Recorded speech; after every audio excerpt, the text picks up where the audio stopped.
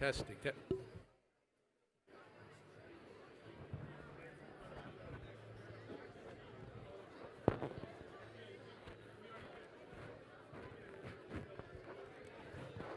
Testing. Could everybody sit down, please?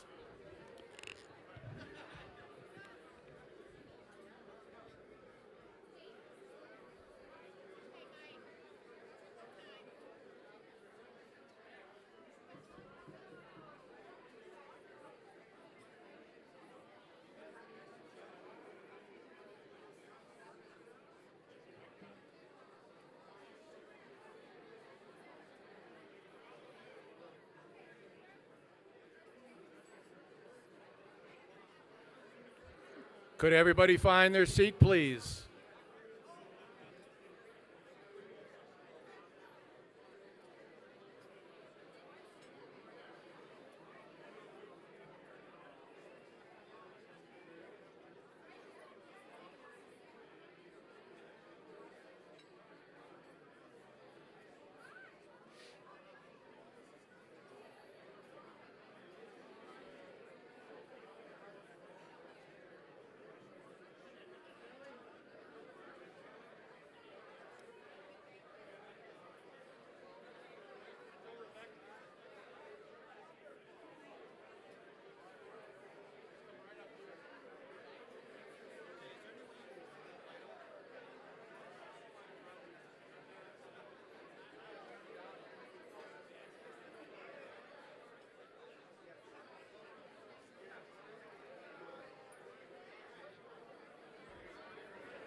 The program is about to begin. Could everyone find their seat, please?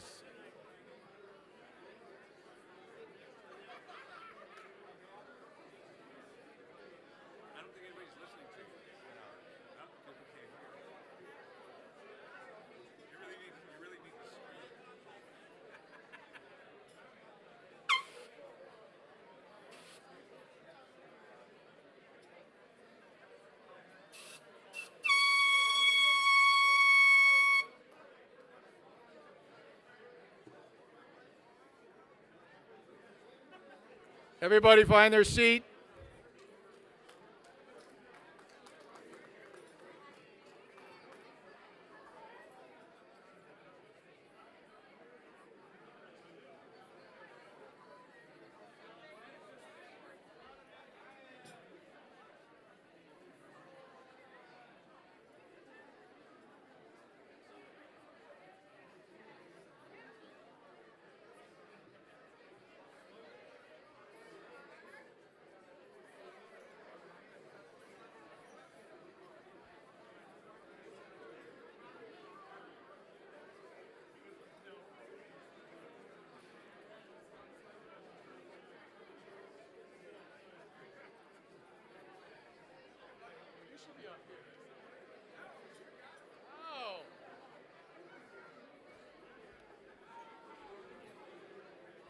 Could I have your attention, please? We are about to begin the program.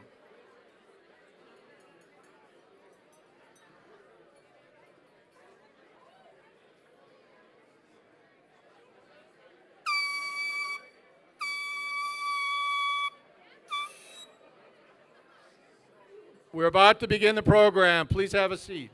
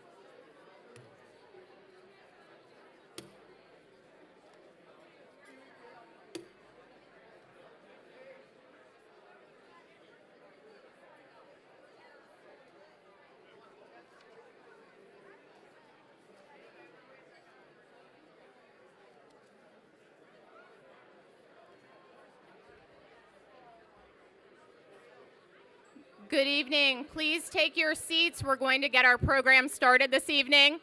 Please go ahead and take your seats, please.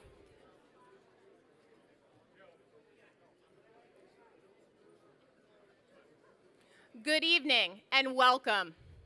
I am Vanessa Nurbin, Director of Alumni Relations. Thank you for joining us for the inaugural University School of Milwaukee Athletic Hall of Fame induction ceremony. I am deeply humbled by the outpouring of support that USM has received in response to the development of our Athletic Hall of Fame. I've learned in my time at USM that all of us share a special bond. We are all members of a unique family, the University School of Milwaukee family. Tonight would not be possible without all of you. Thank you, alumni, parents of alumni, coaches, faculty, staff, and friends for your passion for athletics and your deep commitment to University School of Milwaukee. We are also here to celebrate you. I am flattered to be carrying the baton, running the anchor leg of a relay race that started many years ago, well before my time at USM. Tonight we cross the finish line. I must give credit to the extraordinary group of individuals who not only had the vision, but the stamina to tackle the enormous task of getting a Hall of Fame off the ground. Unlike most relay races, this was a marathon, not a sprint. This Hall of Fame committee, drawing on their own athletic experiences, came together as an excellent team, carrying out their respective roles to produce an exciting victory, tonight's inaugural ceremony. I am awestruck by the breadth and depth of our athletic history rediscovered through this experience.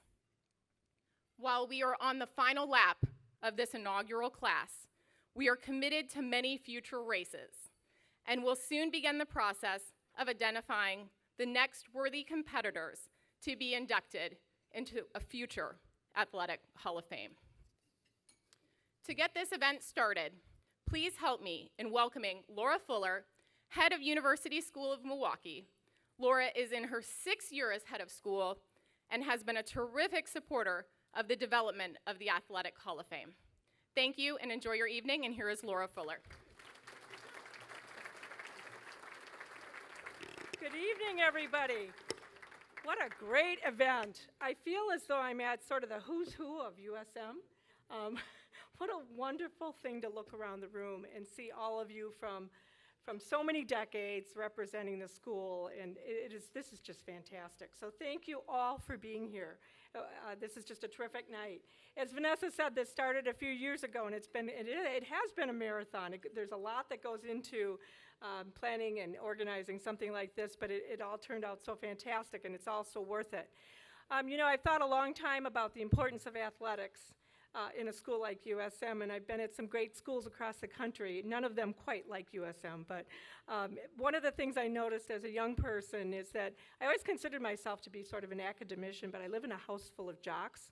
So it's just been a wonderful thing to watch, both educationally and in my personal life, the value of the lessons that people learn and kids learn when they're out there on the playing fields. And I have to think that there's a real interaction between academics and athletics. I think that when our kids go out and play sports, I always say we got a bunch of smart kids out there on the fields, and they take their critical thinking skills and they take their analysis and their power of analysis out onto the fields and the things that we teach them in the classrooms. But then I think about the skills they bring back to us in the classroom from the time that they spend out on the athletic fields. And I think about that teamwork and the collaboration and the ability, that grit and that determination it takes to get through a contest, to lose and pick yourself back up again, and to work together, and all of the things that we are valuing in education these days, that experiential learning, all of it is exemplified out on those athletic fields. And it's just a terrific time to be an educator and to watch how this all comes together.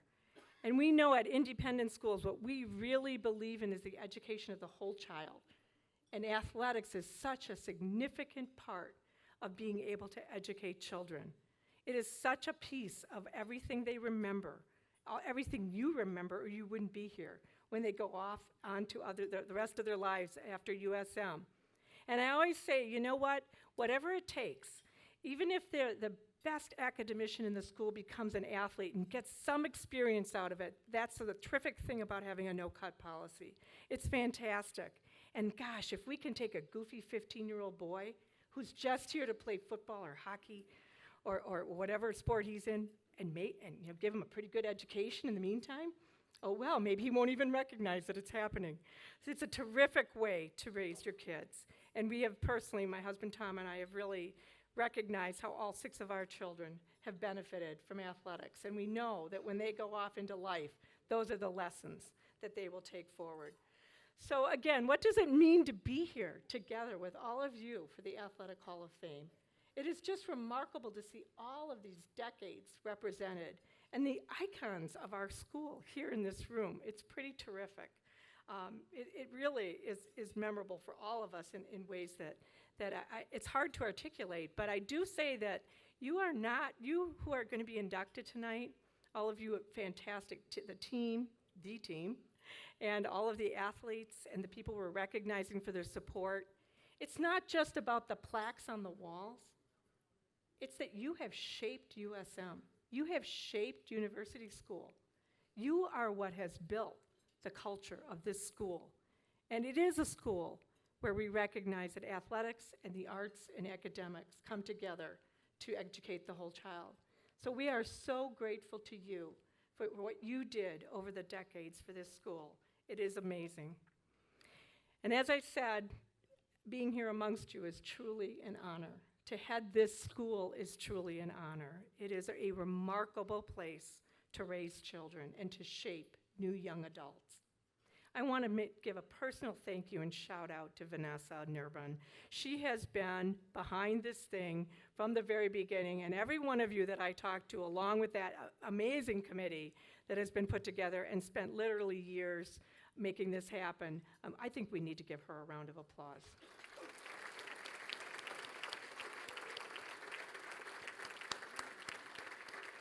And I also want to thank our athletic director, Luke Hodek. Luke, you want to just stand up for us for a minute? I don't want to embarrass you. And our assistant athletic director, Kate. Kate, are you out there mooting? I mean, these people really have spent hours working on this and making sure that we made selections and planned this evening for all of us. And it's a tradition that we hope to build on and we will build on. So there are a lot of terrific individuals and fantastic teams that are going to be coming a part of this tradition as we go forward. So once again, thank you all for being here. Thank you for loving University School the way we do and for helping us to raise our children together. It's just a wonderful place to be. And now I want to introduce somebody who knows just about more than anybody else about this school, and that is Kip Jacobs. And Kip has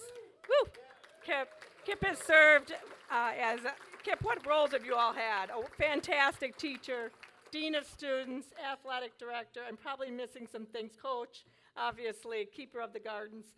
He is just a wonderful gift to our school, so please welcome Kip Jacobs.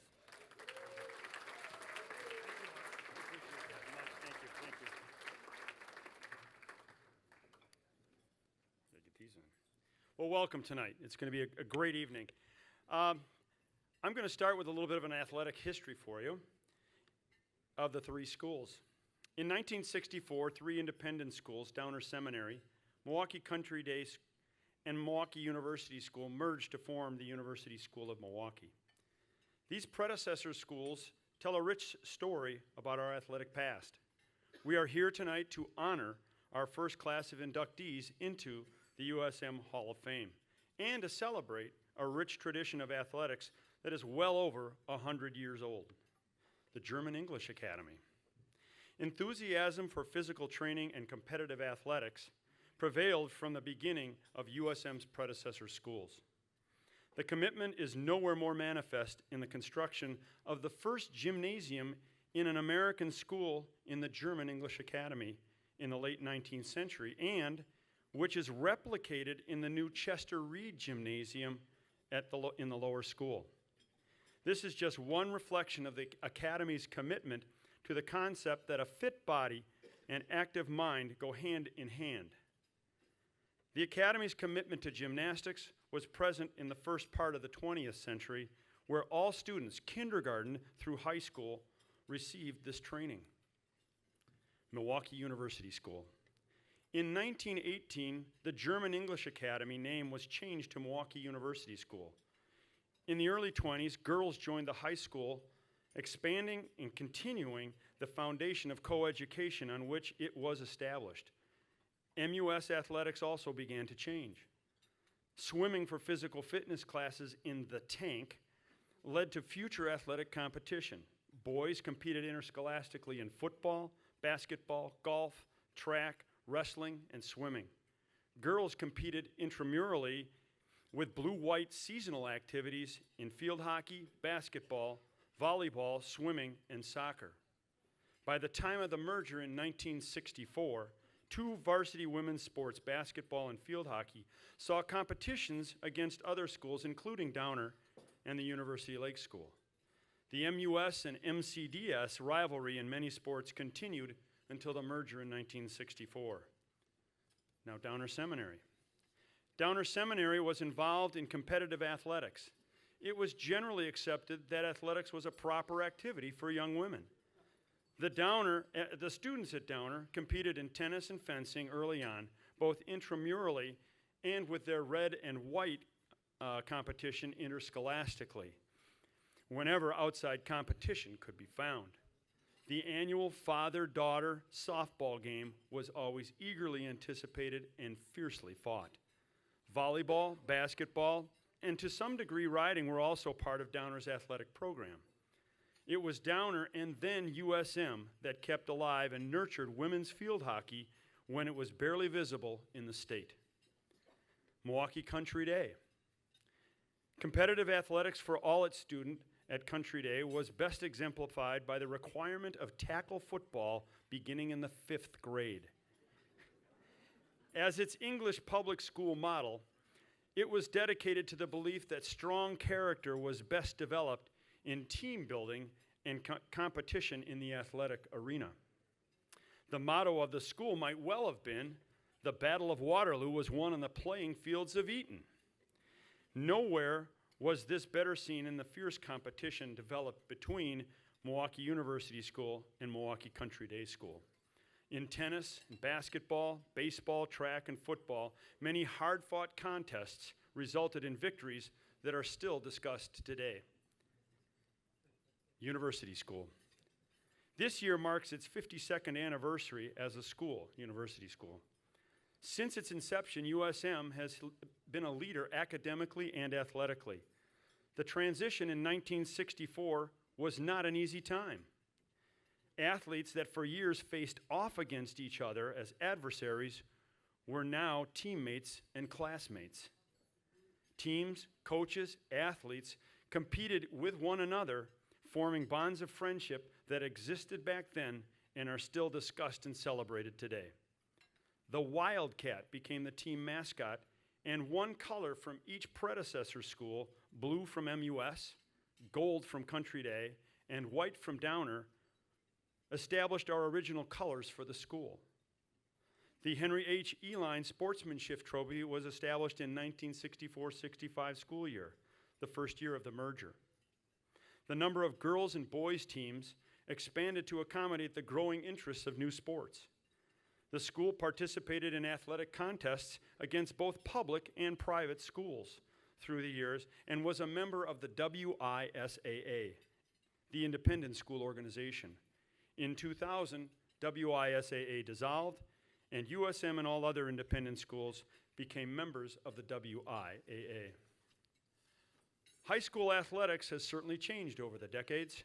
Safer equipment and rule changes were instituted to protect the athlete as it became more physical and competitive.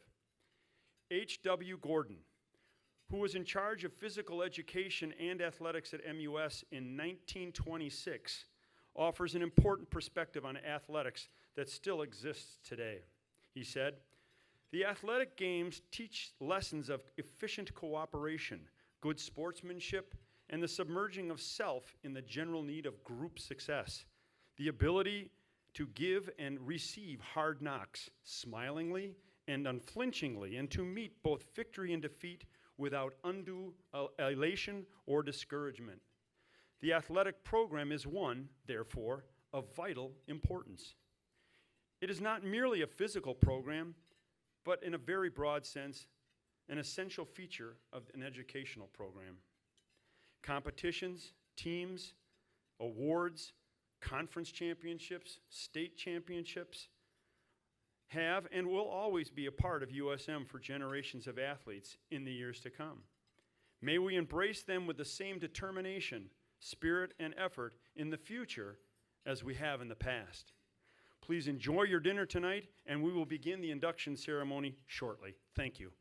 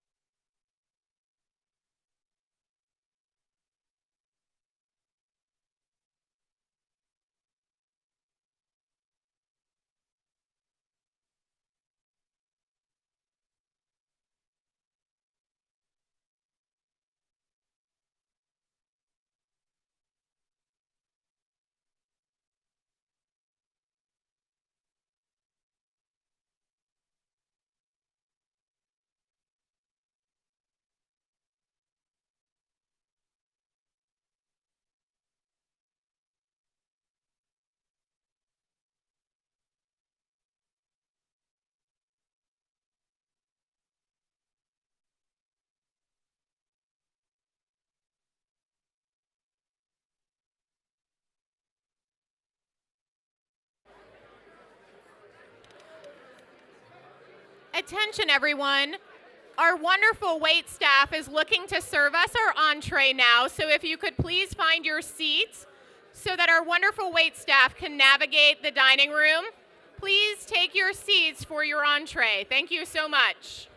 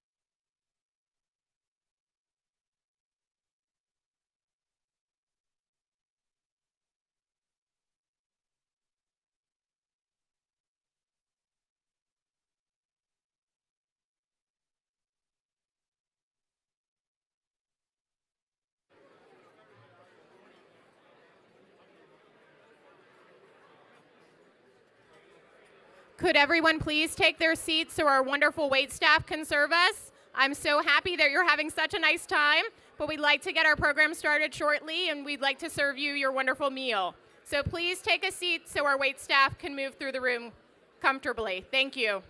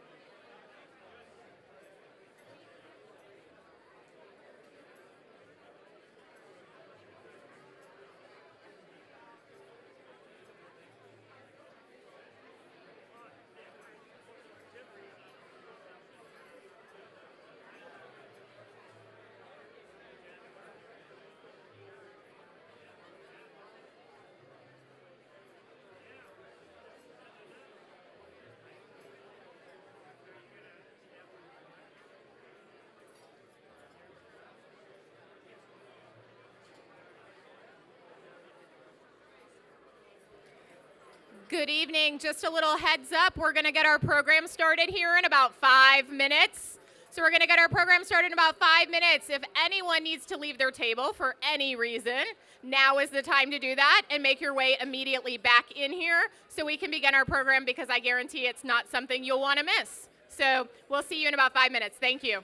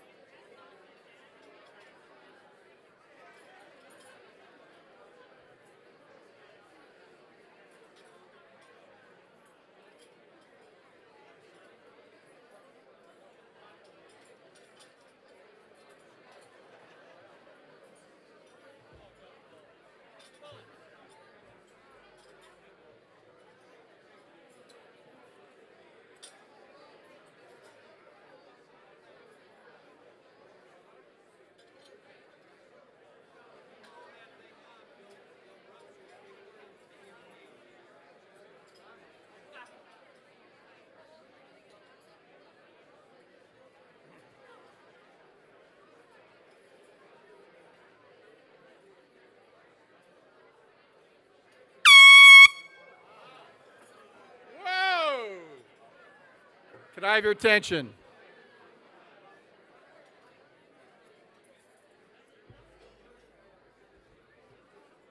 Could you please find your seats?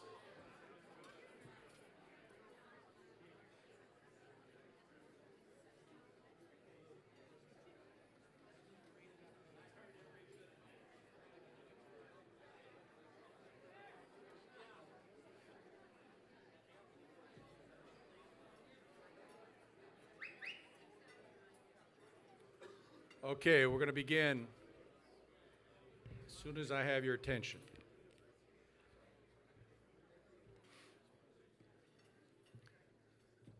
I'm pretty sure we could end this evening right now, mail the awards out, and it would still be a success.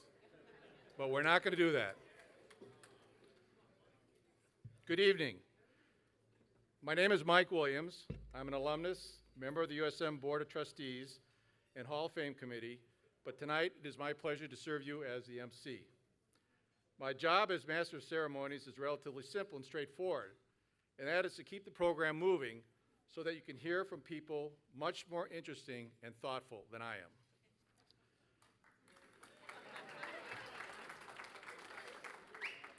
am.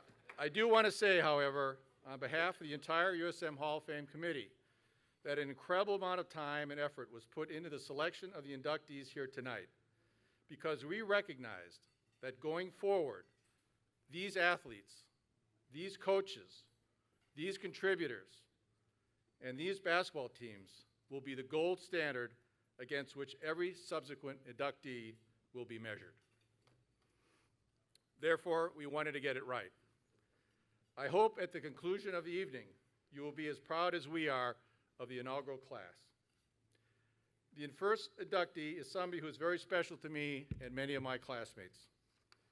I was captain of Coach Bazy's 1970 baseball team, and although we did not enjoy great success on the field, we were taught how to play the game the correct way with many life lessons that we took with us off the field.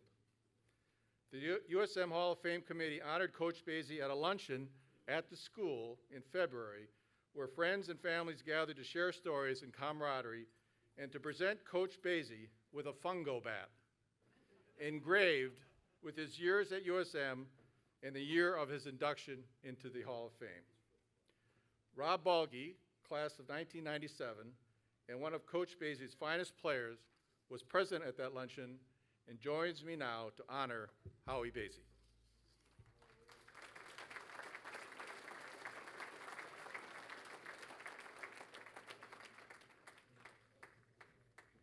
I wish I was class of 97. It's actually 77. Good evening. I'm Rob Balge, as Mike said. I had the distinct pleasure of playing for Howie Bazy in 1975, 76, and 1977. I am here tonight to provide some remarks, and I chose to provide a brief overview of Bazy's impact on players lucky enough to play for him. Any boy with a little talent can become a good athlete, maybe even a great one. But not every boy can be a great athlete and grow up to be a greater man. By great, I mean someone that leads without letting you know you're being led. By great, I mean a man who is respected by anyone you meet that knows him. And a great man teaches life lessons by bringing those lessons to life. Howie is all of that, in addition to being the epitome of a gentleman. Throughout my post-USM life, I've provided bursts of Bazy wisdom to fellow teammates, kids I've coached, people I've managed in my career. To this day, his insight still applies. And I'll start with an example. Basie on oral hygiene. Fellas, don't chew tobacco. It's bad for your teeth. Basie on integrity. Be honest, play fair, foul language is unnecessary to prove a point. Basie on focus. Respect all, fear none. And listen to the people you manage before moving forward on any issue, because they may have ideas that you may not have thought of. Coach Basie on class. You can't buy or inherit class. It's not an entitlement. You earn class with respect for yourself and others through the eyes of others. Know that people are always watching. Be a class act, win with class, lose with class, and no matter what success you achieve in life, act like you've been there before. And then, of course, being a baseball coach, I've got to have Basie on baseball. At an alumni function years ago, Howie and I were standing trading old baseball stories. And Howie, out of nowhere, says to me, "The finest fellas you'll ever meet, you'll meet on a ball diamond." I can't agree with him more. Although I've met many greats on ball diamonds, Howie is by far the finest of the fine. And so I'll leave you with this. Jackie Robinson once said, "A life is not important except in the impact it has on other people's lives." Basie's impact runs so deep through the former players that I played with and beyond. By just being himself, his simple wisdom provides powerful lessons to live by and helps a boy to become a man. Thanks, Howie, for setting the bar high for all of us to reach for. Congratulations and thanks again. And one footnote that Kip missed, Howie Basie designed the logo, or the USM letter. So, Kip, you missed that. But we'll let you go. All right, thank you.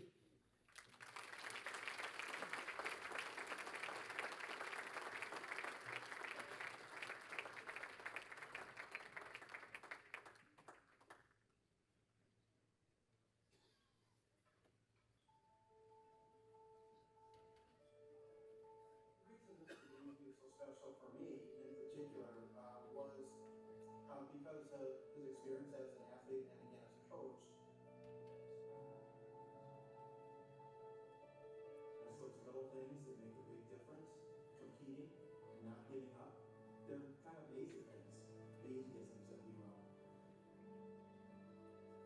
The things that I learned from him, I've also continued to employ as a father and as a coach. Mr. Basie used to have a little notebook in his pocket. So during the games, he would note small things, little mistakes, situational things, things that maybe we could do better or things we should think about next time, as a way of teaching us, again, the little things about the game, which helped me grow as I continued to play the game. We were back at the old school on the upper field. We were back, and at the end of practice, we convinced Mr. Basie to step in the cage and take some swings. Well, he got in the cage and just started rocket after rocket after rocket. I followed Mr. Basie's footsteps. I was able to earn a scholarship to play baseball at the University of Wisconsin. I also was lucky enough to meet some of his old teammates who had a chance to tell me about what a special player Howie was and what a great guy he was. And I was really proud to say, because I had a chance to talk to those former teammates, that he was my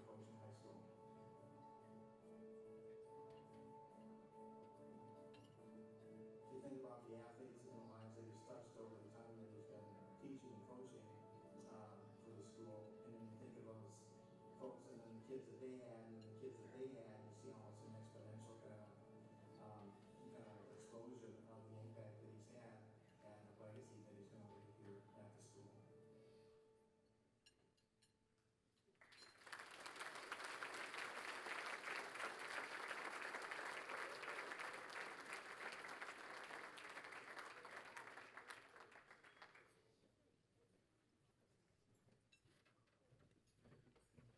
Howie, are you going to come up?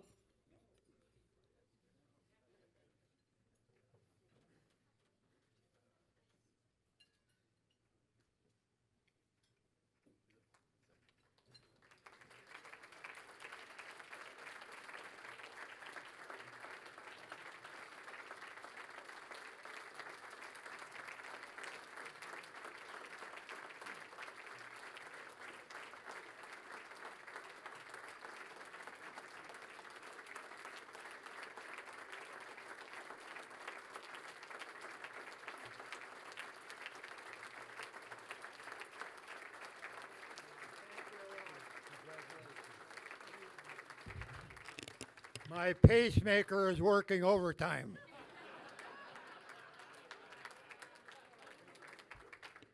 As I grow old, I learn one thing. The older you get, the better you were.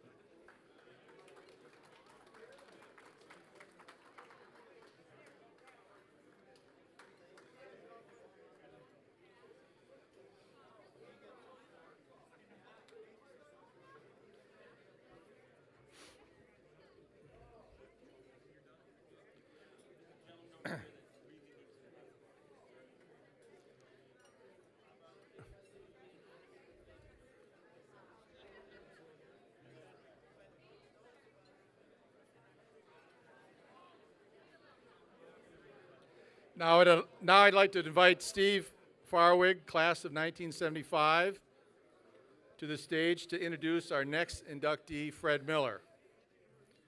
Before I turn it over to Steve, I wanted to mention the good fortune I had this past August in meeting with Fred Miller's grandson, Phil Echt.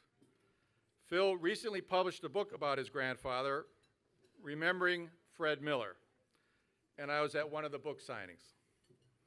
Phil cannot be here tonight, but he was gracious enough to assist us in the preparation of the remarks about his grandfather that Steve will be making. Steve.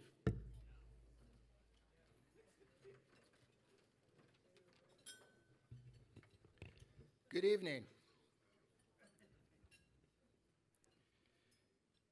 Athletic prowess was long considered an attribute that guaranteed success in life, especially for graduates of Milwaukee Country Day School. As you heard earlier, football was a mandatory part of the curriculum for all students beginning in the 5th grade, and it served as an easy way to identify born leaders. Frederick C. Miller would surely agree that he owed a debt of gratitude to Country Day for preparing him and pointing him to a life of purpose. Not only did his years at Country Day prepare him to meet the academic and athletic rigors of the University of Notre Dame, they developed character traits by which he would live throughout his too brief 48 years. Drawing from the biography that Mike mentioned, we learn that Fred's mentor at Country Day was football coach Clarence Raz Rasmussen, one of 3 males who greatly influenced Fred's life. The other 2 were his father, Carl Miller, and his coach at Notre Dame, Newt Rockne. From each of these men, Fred learned attributes one can't learn from books: motivation, loyalty, teamwork, and the ability to lead others. One time, Coach Rasmussen said perhaps the finest tribute to his character came in his senior year at Country Day School. Fred received the James Memorial Prize, which was awarded to the boy whose influence had the greatest effect on the entire student body. Raz's and Fred's strong bond continued into adulthood. Coach Raz served as best man at Fred's wedding, and his wedding gift to Fred and Adele was a table he had carved himself. Claire Miller Krause, who will accept Fred's award tonight, now has the table in her home. The table has 4 different symbols, one carved into each corner: an arrow for Red Arrow Camp, ND for Notre Dame, CD for Country Day, and a heart for love. Igniting a passion for learning, leadership, and community service, these character traits, first developed at Country Day, strongly influenced Fred as he became president of the Miller Brewing Company at age 41. In just 7 short years, he propelled the company from a regional brewery that was 20th in the nation in barrels of beer produced each year to a national brewing powerhouse. He played a significant role in bringing Major League Baseball to his hometown, resulting in the Boston Braves becoming the Milwaukee Braves in 1953. And he was instrumental in the building of the Milwaukee Arena and Milwaukee County Stadium. His love of fine arts was also evident among his numerous civic endeavors, and he was a businessman who carried his strong Catholic faith into the corporate world. During his research for the biography, it became evident to Phil that Fred's years of playing football, basketball, and baseball at Country Day and serving as captain of the football team at both Country Day and Notre Dame all played a vital role in him fulfilling his life's aspirations. Quoting famous Milwaukee baseball researcher and author Bob Biggie, "A spirit left Milwaukee when he died that has never been replaced." Since his passing, Frederick Miller has been posthumously inducted into the College Football Hall of Fame in 1985 and the Wisconsin Athletic Hall of Fame in 2007. University School of Milwaukee is proud to honor the accomplishments of Frederick C. Miller and his contributions to our school's rich athletic history. I now invite you to again turn your attention to the screens to learn a little more about this legendary man who helped make Milwaukee.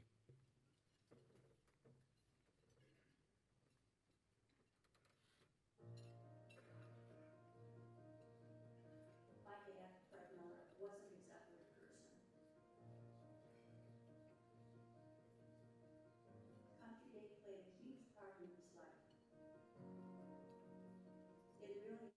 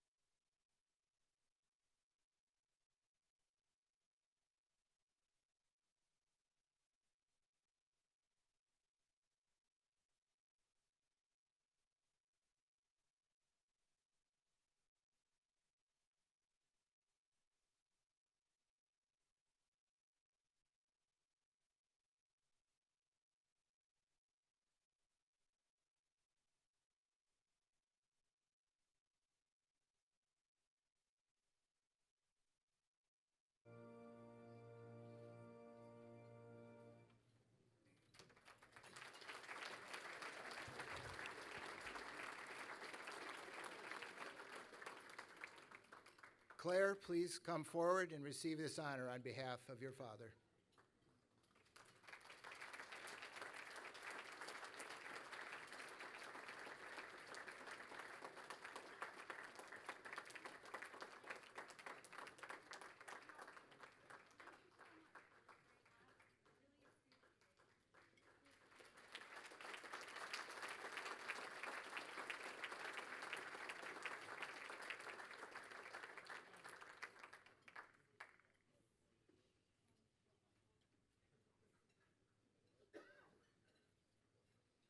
Well, I sure wish I could be there because there's so many of you that I'd love to see, that I haven't seen for a long time.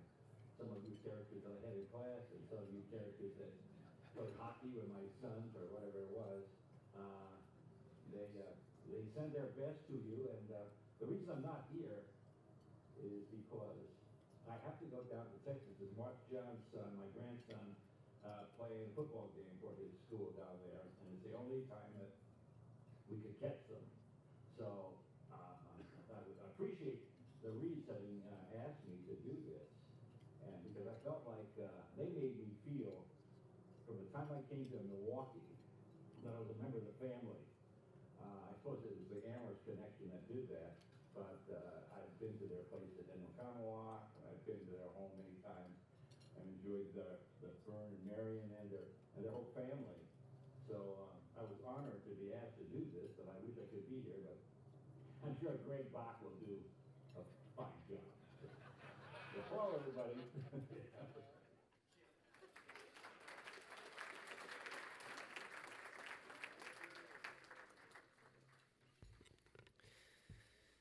So JS is great. You know, he basically says, congratulations. I wish I could be with everyone tonight. I'm enjoying retirement, so I'm sending in the second string, Greg Bach, to fill in for me, right? That's what he's saying. You know, I worked, some of you remember, I worked with JS for a year in the upper school. We were co-dean of students for a year, and they used to call us JS Bach. So it's an honor to assist JS tonight as we recognize a dear couple and two very special friends of USM. Marion and Vern Reed were true fans and boosters of USM Athletics and attended countless games and matches as parents, grandparents, and supporters of the school. Their ongoing friendship and generosity helped make many USM fundraising programs a reality. Although they supported all USM teams, they were especially strong supporters of hockey and tennis, and also financially supported opportunities for greater compensation for coaches and for our outdoor athletic complex. The Marion and Vern Reed Gymnasium in the lower school is named in their memory, and it's a stunning space. Not only is it used for lower school PE, but it's used for many other venues as well. Matter of fact, tonight's homecoming dance is being held in the gymnasium. The Marion Chester Reed Award is presented annually to a senior female athlete for her ability, attitude, conduct, and leadership. Marion, who is part of the Milwaukee Downer Seminary class of 1937, was a highly respected player and known for her fierce athleticism. At Bryn Mawr College, she earned 20 varsity letters in 4 years in tennis, field hockey, softball, swimming, and basketball. Both Vern and Marion stayed active well into their later years. Marion was an avid tennis player, skier, and mountain climber. She and Vern climbed the Matterhorn and Mount Blanc in the Alps and led 3 expeditions to the Himalayas. Marion consistently played in national tennis tournaments into her 80s, achieving a number 2 national ranking in her age group. And Vern and Marion were USM superfans well into their 80s as well. We'd see them at many hockey games, and if you were one of the dozen or so baseball fans that would come to one of our spring baseball games and sit on that back berm with the wind blowing in a down jacket, maybe you just graze out into right field and you'd see a car pull up, not onto a road, but onto kind of a stone path, past the tennis courts, right up against the fence, and there was Vern Reed in his right field box seats watching the baseball games. I love the story. Their presence in the stands at their grandchildren's game was so reliable that when they won an ice hockey championship, Coach gave Vern a championship ring, just like everyone on the team, and it was a prized possession. But even though we are here to honor athletic achievements, I cannot talk about Vern and Marion without mentioning their work on bat awareness. When I first met Vern at his house, he spent a good hour one evening teaching me all about bats. I use many of the lessons he taught me to debunk the bat myths when I hear them today. Merlin Tuttle and the Reeds established Bat Conservation International in 1982. They listened when no one else heard, said founder Merlin Tuttle. Vern once said, saving the bats of the world is one of the most important things you can do. Bat Conservation International has helped people understand why bats are so important, and we are very happy to have played a part in it. And Marion has been a very essential part in all this. I couldn't have done it without her. I recall a story where Marion visited an island off Central America, and Marion said there were both frogs and frog-eating bats on this island. Apparently, the frogs croaked to get a mate, but when they did, the bats would come and eat the frogs. So they learned to croak a little less loudly. Isn't that wonderful? I've always remembered that, Marion said. And that so sounds like Marion. So now please direct your attention to the screens for a little more information about this dynamic couple and loving grandparents.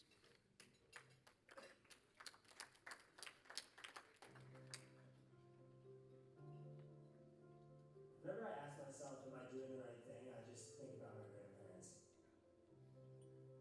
Every time you talk to either of them, they wouldn't talk about themselves. They'd always ask how you're doing and what you're doing in your life. He's a big nature guy. He climbed mountains, did a lot of hiking. But my grandma, even into college, she played like 3 sports or something, all varsity sports. I just remember hockey games in the middle of winter in Janesville and Black River Falls and Sparta and Winona, and it would be not only cold in the rink but freezing outside. And without missing a beat, they would be at almost all the games. I had this fatherly figure watching over me and the programs. Sports and school kind of went hand in hand with them, and they passed that belief down to me and all my rest of the 9 grandkids. They were a couple that truly believed that what we were doing over on the ice rink or field was just as important for their children's development as the academic part of the school. Their kids and grandkids they were some of my best athletes and some of my toughest athletes. I do ski racing, so it's, Wisconsin's super cold, so one night I was at Highway Bugle, Holy Hill, Nana and Bobby came out and they were just bundled up in like a bunch of layers. Coming outside, my grandpa was sitting down in a little wheelchair just watching us racing, and they're probably pushing 90 and they came out to our races. It was pretty amazing. They're 2 of the best people I've ever met, and I think this reward reflects that.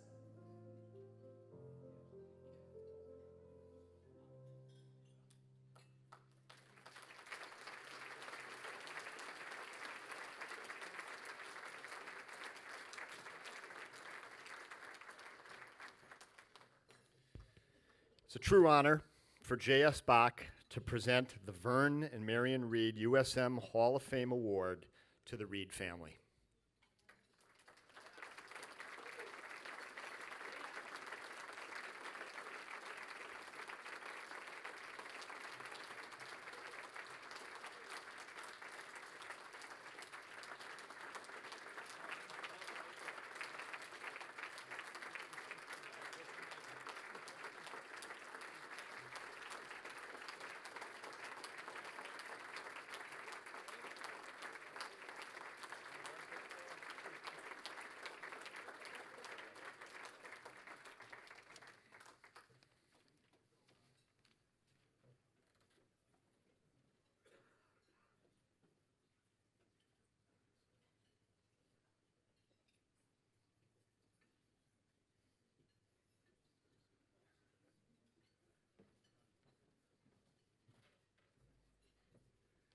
Good evening, everybody. That's a great story and two of the greatest people I've ever met at University School.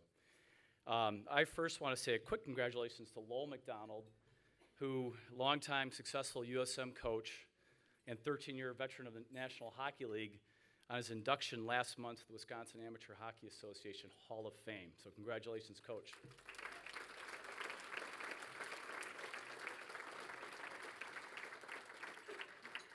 So we're here to talk about Lane. And Lane arrived in the USM community in 7th grade, and many of us in the rink and the high school team knew something special was brewing. As an 8th grader, Lane would practice with his freshman brother Lowell and the rest of the varsity team and get involved in a simple game of keep away. And you'd see 10 to 15 upperclassmen trying to get the puck away from Lowell, and we just simply couldn't do it. We knew something special was brewing. When I was a senior, Lowell Jr. was a sophomore, Lane was a freshman, and I played defense on their unit. And as Coach said today, we just went out as units, 5 at a time. And I think we scored on every single shift that season. The McDonald family epitomized USM hockey. Lowell Sr. was the coach, Lowell Jr. was a dominant center, and Lane, again, was something very special. As a high schooler, Lane led the USM to 2 WISAA state hockey championships. He contributed extensively to the USM football and baseball programs, was a multi-sport captain, and Lane was also a recipient of the prestigious Henry H. Eline Sportsmanship Award his senior year. And we're just getting started. Drafted by the Calgary Flames, Lane chose to attend Harvard University, where his success continued as he led the team in scoring and led the Crimson to an NCAA title. Lane amassed 225 career points in 128 games, set 4 school scoring records, and was twice named first-team All-American. In 1987-88, Lane qualified for the U.S. Olympic hockey team, competing in Calgary, and had a great tournament, scoring 6 goals in 6 games. In 1988-89, Lane returned to Harvard as the team captain and led Harvard to an improbable NCAA championship. Not only did he lead his team to a national championship, but he also received college hockey's highest honor, the Hobie Baker Award, handed to the best men's ice hockey player. After a brief stint playing professional hockey in the Swiss League, Lane's hockey life after college was stymied by his many concerns of concussions he had experienced in his high school and college careers playing football and hockey. Being an intelligent young man, Lane passed up on one of the largest signing bonuses in the National Hockey League history for rookies to decide to embark on a life after hockey. Lane now lives in greater Boston area, working at the Crosby Group as the president and chief investment officer. He's married to Wendy and has 3 very proud children. Please turn your attention to our video screen for more on Lane.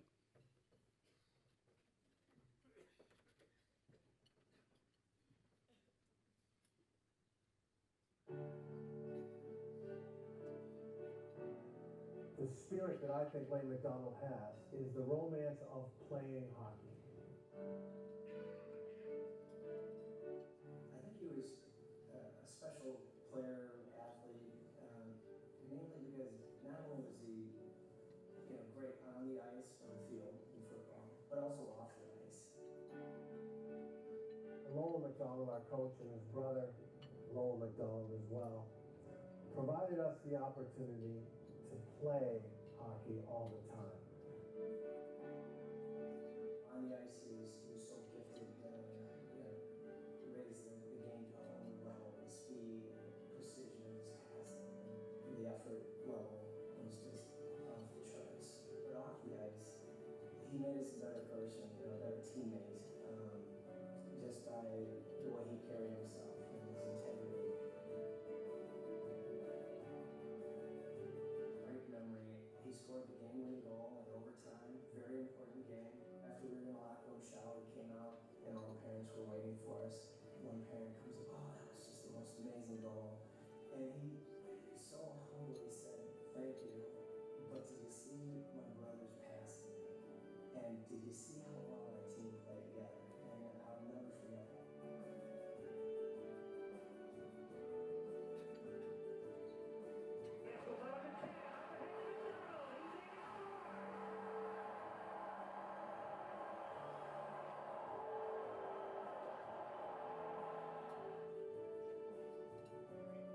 Lane McDonald is one of the finest human beings I've ever had the privilege of knowing. He comports himself with class and dignity always. It was really when he went on to Harvard and won the Hobie Baker that people realized, wow, he is that good, and kids from Wisconsin can be that good, and the program at University School is that good. The best way that I could say it is that I would hope my son Billy could grow up to be like Lane McDonald.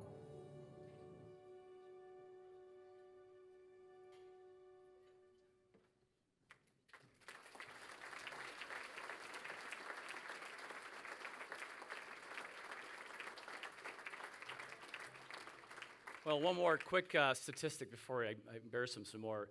Lane was also inducted to the USA Hockey Hall of Fame, I think in 2005 as well. So that's a very prestigious honor. But please help me welcome Lane to the USM Athletic Hall of Fame.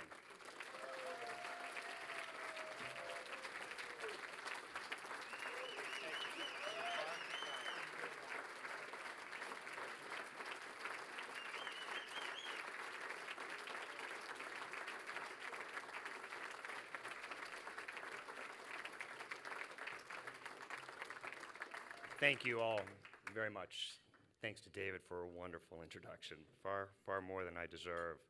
And as Mr. Basie said so well, the older you get, the better you are, or were. But it's funny, I'll say just a couple of quick comments. Number one, what you think about when I heard about this wonderful honor. Didn't think about the hockey and some of the great moments we had. Actually thought about senior year playing football. Homecoming game, we had a pretty good team. I think we were playing Burlington St. Mary's. And as I threw my 4th interception of the game, I was over near the other team's bench. And the coach of the team said, "Hey, McDonald, you keep throwing it and we'll keep catching it." So I'm glad that no one on the committee was at that game. But I'd say a couple of things that have been covered earlier. The term student athlete in some ways has become mutually exclusive. University School is one of those special places where it really is about being a student and an athlete, and about so much more in terms of the social part of one's life and developing in so many ways. But University School was so important for our family in terms of being that part where you could be a student and an athlete and do them both at an extremely high level. And that's so important in today's world where there's so much focus on specialization in doing one thing in sports or academics. This is a place where you can do it all, thanks to the teachers, thanks to the coaches who are here. And one last thing, I mean, we had a wonderful time here at University School. My parents were here for 19 years, and I think, as we saw earlier today, touched a lot of people. My mom is a nurse, my father is as coach, who taught us all so much about hockey and about life. But for us, it is the people here at University School that really make this a special place. We live now in Boston. We're fortunate that our kids go to 2 wonderful schools. But when we think about Milwaukee in a weekend like this, what really is so special about this place are the people here at University School. It's the teachers, it's the coaches, it's the families, it's the community around University School. It is very, very special what you all have here and what we were a part of here. And so for that, our family really sincerely thanks you, and thank you for this wonderful honor.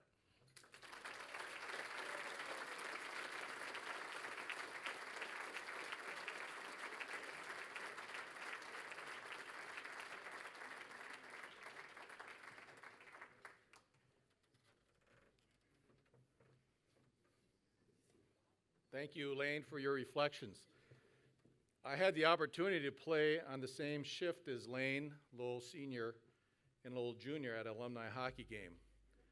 As a result, I didn't have to do much skating, which my family has pretty much summarized my career as a hockey player. At this time, I'd like to welcome my friend, Kate Taylor-Mouton, class of 2002, and the Assistant Athletic Director at University School, to join me as she recognizes our next inductee, Holly Palin-Corneal.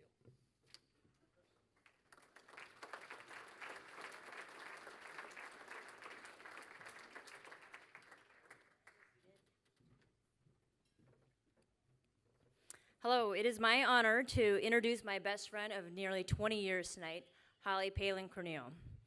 Now, being best friends with Holly for 20 years, I have a lot of stories, but tonight I'll just stick to the facts. Holly Palin Corneal is one of the most decorated female athletes in university school history. And hearing about Marion Chester Reed, I think Holly is outdone by her grandmother. But she did letter in 14 sports: field hockey, basketball, soccer, and ice hockey. In field hockey, Holly was the only freshman on varsity. She was a two-time first-team all-conference selection and a two-time state champion. As a senior, Holly was voted team captain and MVP. On the national stage, Holly was invited to try out for the U.S. Field Hockey Youth National Teams her sophomore, junior, and senior years. In basketball, Holly started as a freshman. She was a three-time first-team all-conference selection. She was voted MVP in her junior and senior years and captain her senior year. Also as a senior, Holly was named Conference Player of the Year and All-State Honorable Mention. In the spring, Holly played her fourth favorite sport, soccer, where she played tirelessly in the midfield to help the Wildcats win 3 conference titles. As a senior, Holly was captain and named All-Conference. And if that wasn't impressive enough, to culminate Holly's high school career, she was a finalist for the Wendy's Heisman High School Trophy, which recognizes exceptional student athletes from across the country. And finally, Holly was honored as a 2002 Marion Chester Reed Award winner.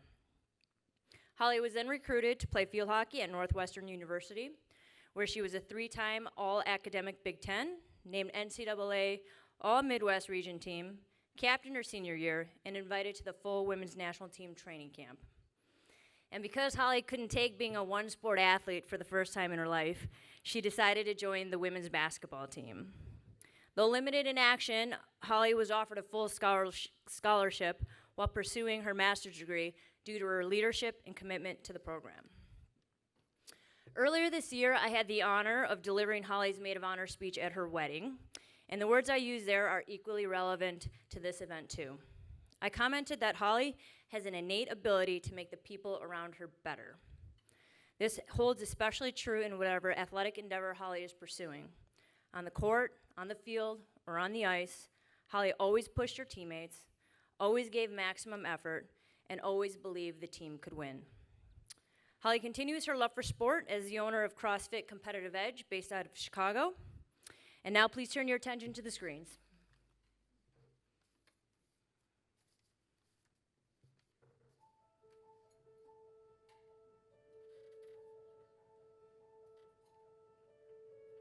Holly always had an it factor, and what it is, it's hard to describe, but all the special players have it.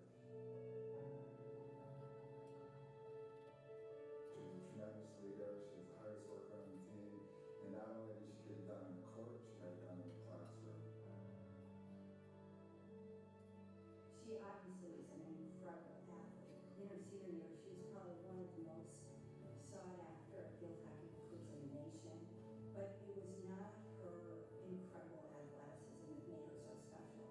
It was her always positive attitude, her infectious enthusiasm, her natural leadership. After any game, you would find all the opposing players coming up, giving her a hug, refs high-fiving her, the grounds crew cheering her on from the sidelines. Everyone loved Holly, and every field hockey player wanted to be Holly Palin.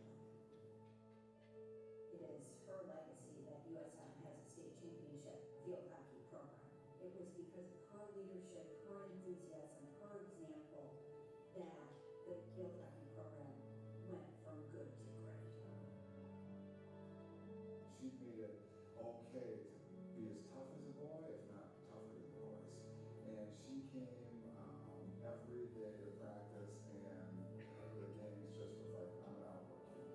And that translated into her teammates working hard and higher standards for everyone across, not only basketball,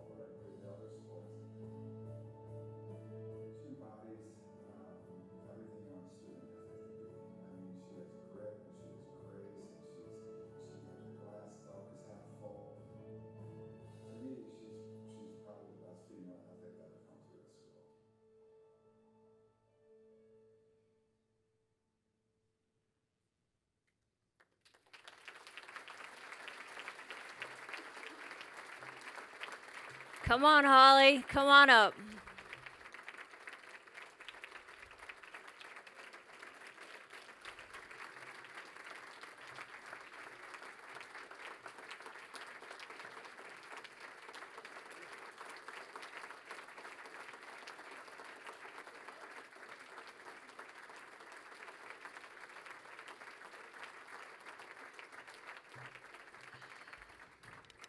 Thank you so much. My dad wanted me to say that I love sports so much I decided to swallow a basketball. But I wasn't going to say it, so I don't know why I did, but you know. Thank you. I'm so honored to be part of this special group of people I respect so much. I remember growing up in the ice hockey rink, seeing pictures of Lane McDonald, and so I can't believe I'm part of the same group as him now. I feel unworthy of all the, you know, just such a special group of people. I'd like to dedicate this award to my brothers, Drew, Tyler, Bo, and Ian, for pushing me and always inspiring me. Thank you to my parents for the constant support and encouragement, and my mom for the athletic genes. Thank you to my coaches and teammates for always motivating me and believing in me. Some of my best memories from sports are most of them are from USM and playing for Snyder and Krieg and Mr. Bremer, Mr. Dean. And thank you to my grandparents, Marion and Vernon Reed, for establishing a love in sports for all of us. So thank you so much. It's such an honor.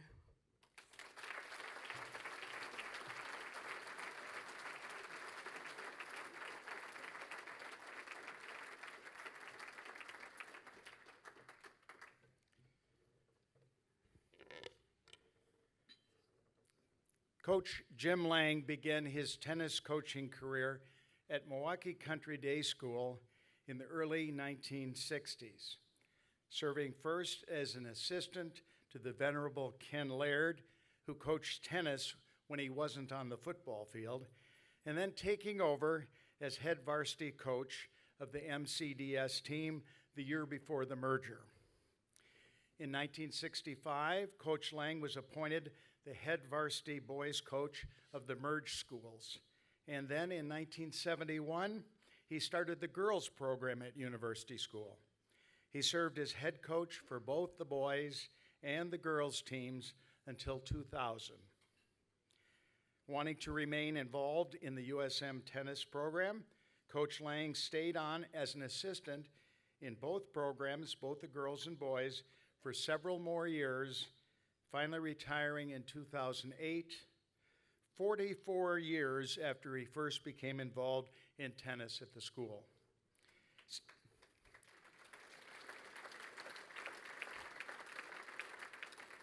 Since his retirement, Jim and his wife, Pat, have remained fans of USM tennis, occasionally attending home matches for both teams.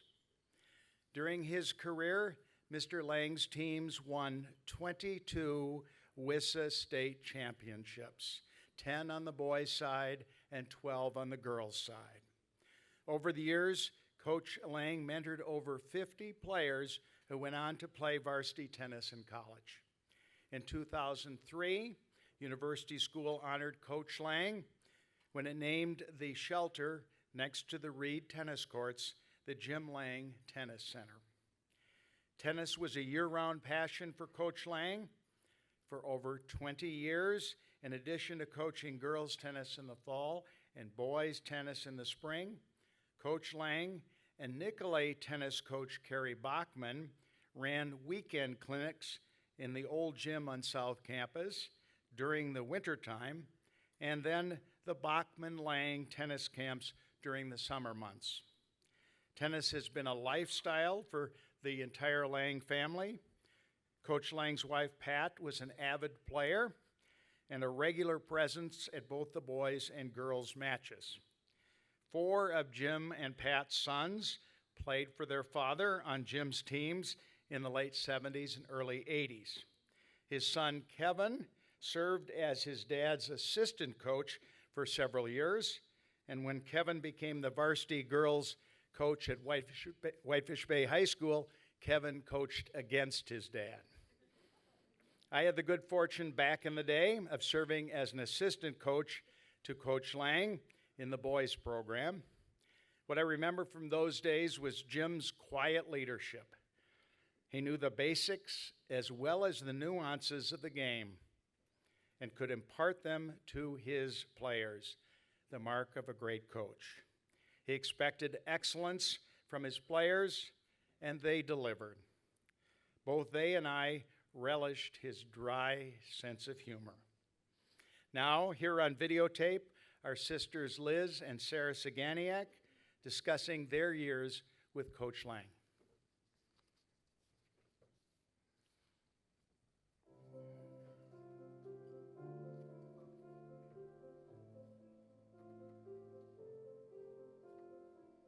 Mr. Lang was not only a special coach, he was a special person.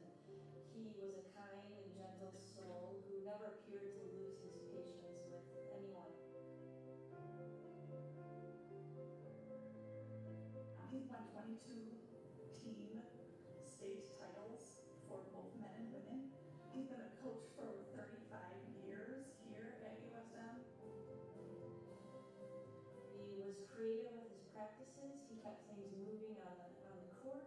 He just had so much experience to share with us. He made sure that you always knew that you were representing yourself, that you were representing the tennis team, and that you were representing USM.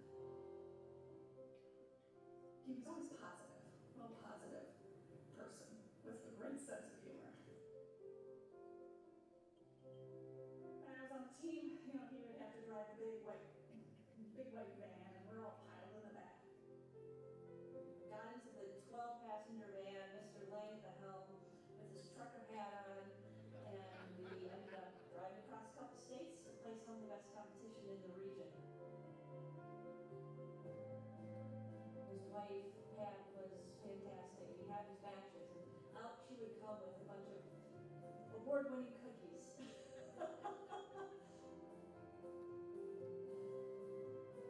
There was a love for tennis and a love for school and education. I feel lucky and privileged to have played under Mr. Lang. Congratulations, Mr. Lang, for your induction into the USM Hall of Fame.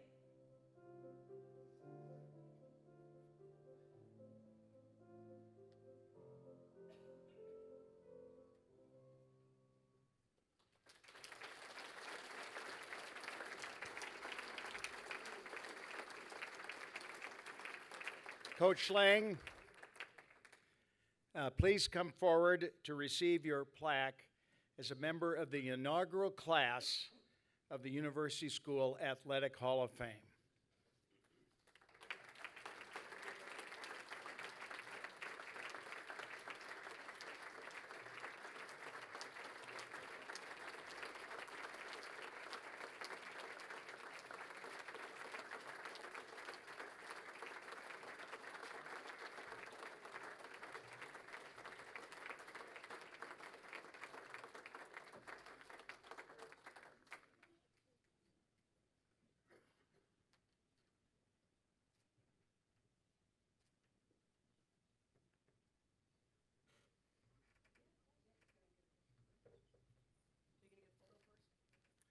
Photo first.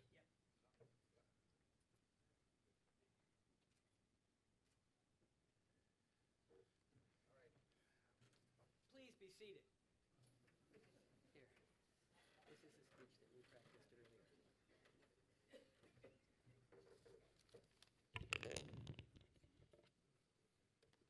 Can you see it clearly now? Yeah. Okay. Good evening. I feel fortunate to be honored tonight along with such distinguished fellow inductees. In addition to thanking USM for this recognition, I would like to thank Steve Bremer for that introduction. Steve, it was tremendous for a history teacher.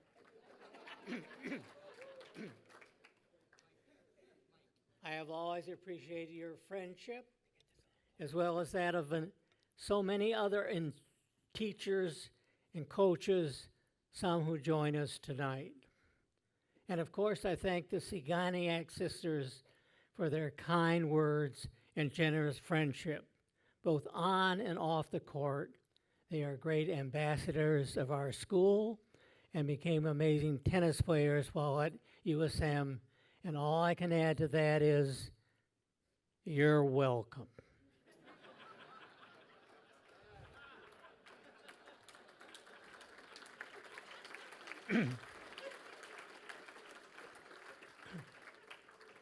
Teaching and coaching at USM were always a pleasure for me, despite the thousands and thousands of miles logged in USM buses, vans, and even station wagons. What it made it all possible and worthwhile, though, was the impressive commitment of the student athletes, the unfailing dedication of the parents, and the loving support of my wife, Pat. Pat would always express her love and care tangibly through a regular supply of chocolate chip cookies and children. The cookies were a perfect way to console players after a rare loss or to celebrate another victory. And there were a lot of victories. But the real rewards, we know, come from dedicating oneself to a team, growing as a player and as a person, and giving it your everything during every match, every set, and every point, regardless of the outcome. Thank you to USM for trusting me to teach and coach student athletes both in the classroom and on the tennis court.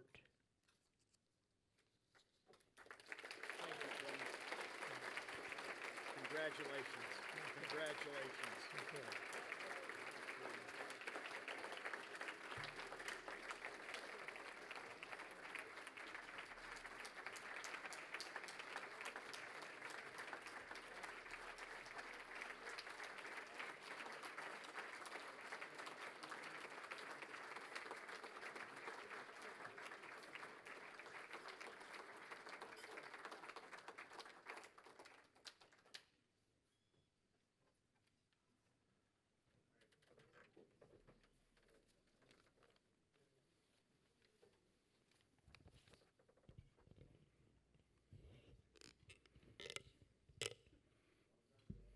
Thank you, Coach.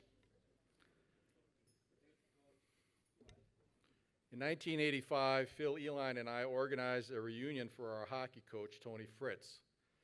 We invited every hockey player that Coach Fritz had ever coached at University School, and it turned out to be a special night filled with laughter and memories. Through this reconnecting, I started dating the sister of one of these former hockey players, who eventually became my wife, Catherine. So I owe a lot to Coach Fritz. Coach Fritz coached at University School for 14 years before he left for Lake Forest University, where he coached for another 32 years. Upon his retirement, Coach Fritz was awarded the American Collegiate Hockey Association's John McInnes Award, which recognizes those people who have shown great concern for amateur hockey and youth programs. The recipients had high winning percentages as well as outstanding graduating percentages among their former players. The winners of this award have helped young men grow not only as hockey players, but more importantly as men. It is one of the highest coaching awards in college hockey. In retirement, Coach Fritz has been working with the disabled as a sled hockey coach and with the Equestrian Connection providing therapy through contact with horses. I'm now pleased to welcome my friend, Tony Fritz.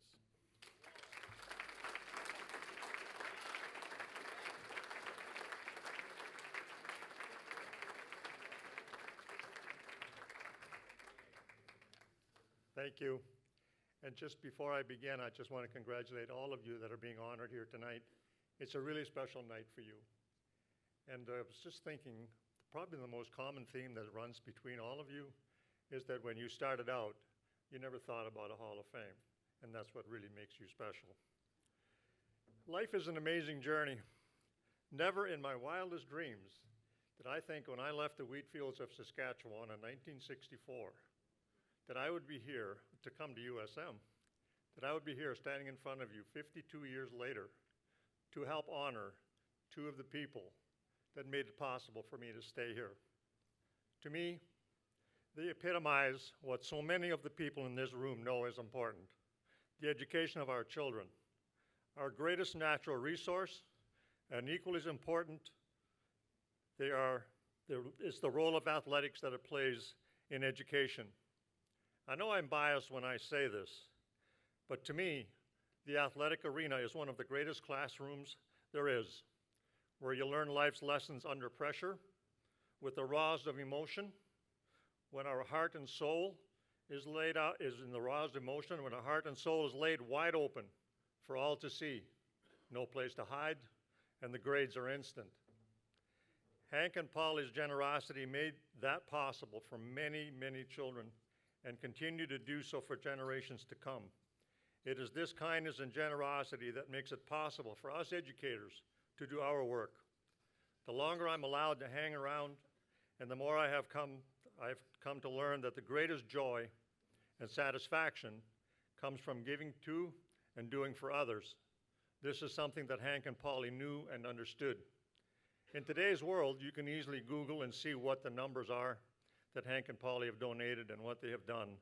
But my sense is that they would have been embarrassed to see that brought up today. The numbers are impressive, but I will refer to only one that I want to share with you.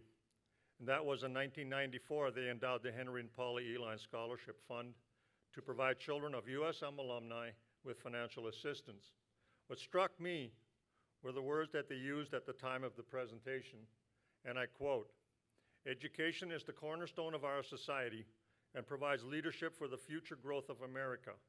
The global world of today demands high standards in education in order to compete successfully. Since its inception, the Eline Alumni Fund has awarded over $1.5 million to students." But what I'd like to leave with you is want to share with you is two things that I have in my memory that really have nothing to do with awards, but reveal the goodness of the people. When our second child, Charlene, was about to be born, I got a call from Henry. He says, "Do you have any help coming when Pat comes home from the hospital?" She had a younger brother, about 2. And he said, "No, our families are way up north. They can't be here." He said, "Don't worry, I'll take care of it." For the next month, we had a lady come into our house every day to help us. And the last one that strikes me the most is the love of a family for each other. They were the example of how to be parents. And I would always marvel, after I'd see them together, how they accepted one another unconditionally and accepted each other for who they were. And this was put to the test. For those of you that knew Henry, the man had an opinion about pretty much everything and wasn't afraid to express it to whomever. However, if you watch those boys, and they were teenagers, not once was there an eye roll, was there a negative body language that didn't approve? Nope. They loved their dad. And behind it all was the lady, Polly, who was the glue.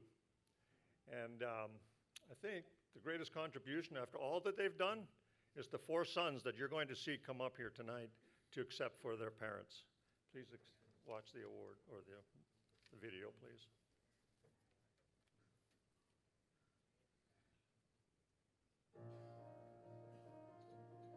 I met Henry, first year I was here, met him in the library. And he was very enthusiastic about Country Day at the time. He just loved it. And he loved the athletic part of it. He liked the discipline of it. Polly was always present with the Mothers Association and the thing. And I think she was kind of a civilizing influence in the sense that Henry was kind of rough and ready, but the boys were all so disciplined and polite, and that was a reflection of the family. What was noticeable was how supportive they were of teacher coaches, and they just let you know that they were on your side. Henry and Polly really loved University School, and they felt so strongly about University School's education and the benefits of it that they wanted to share that and encourage alumni to send their children to university school. So not only did they encourage and cultivate that, but they also provided some financial assistance for families who may not have otherwise been able to send their children there. You know, Hank was a gung-ho guy for all sports, but hockey particularly. They were supportive of the school in a financial sense, and particularly in your athletics. But I think most important was just their sense that this was an institution that they really cared about in a deep way. They cared about the values of the school, you know, discipline, hard work, athletics, playing fields of Eden type stuff, and that's where character is built. And that's the way you advance through life, is by following the rules and playing hard.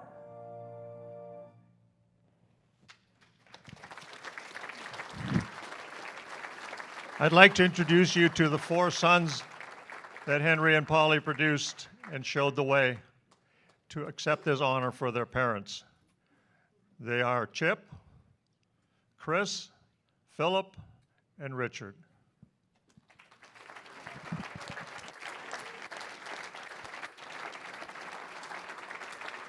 For you, my friend. Tony, great. Good. Thanks, Coach. You're welcome. Thanks, Coach.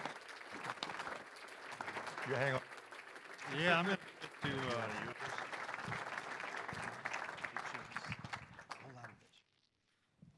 Thanks, Coach. I'd like to thank Mr. Fuller for getting behind this whole Hall of Fame program, and for the nominating committee for considering Mom and Dad for induction into the Hall of Fame.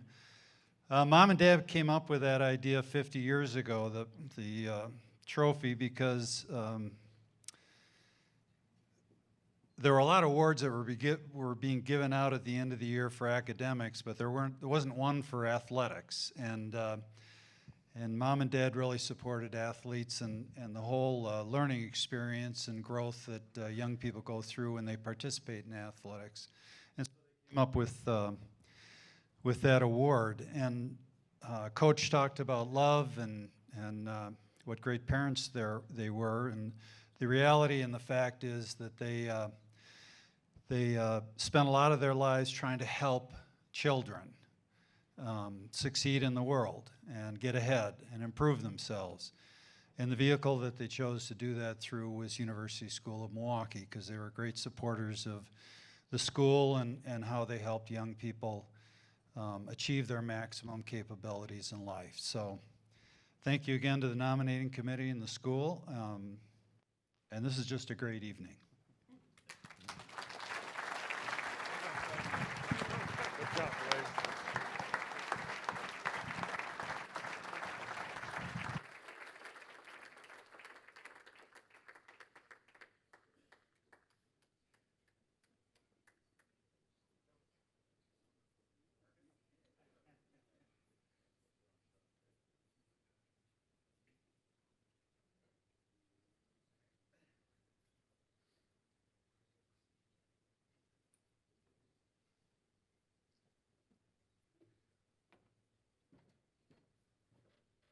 Apparently, I'm the only guy that doesn't get an introduction.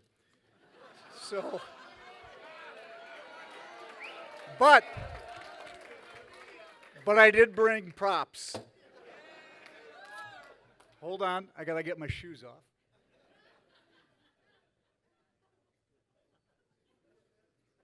You think I'm joking? While I'm getting my other shoe off, I wanted to just let you know, I wanted to thank my wife for all the blood, sweat, and tears that have gone into these videos. They're awesome, and so are you.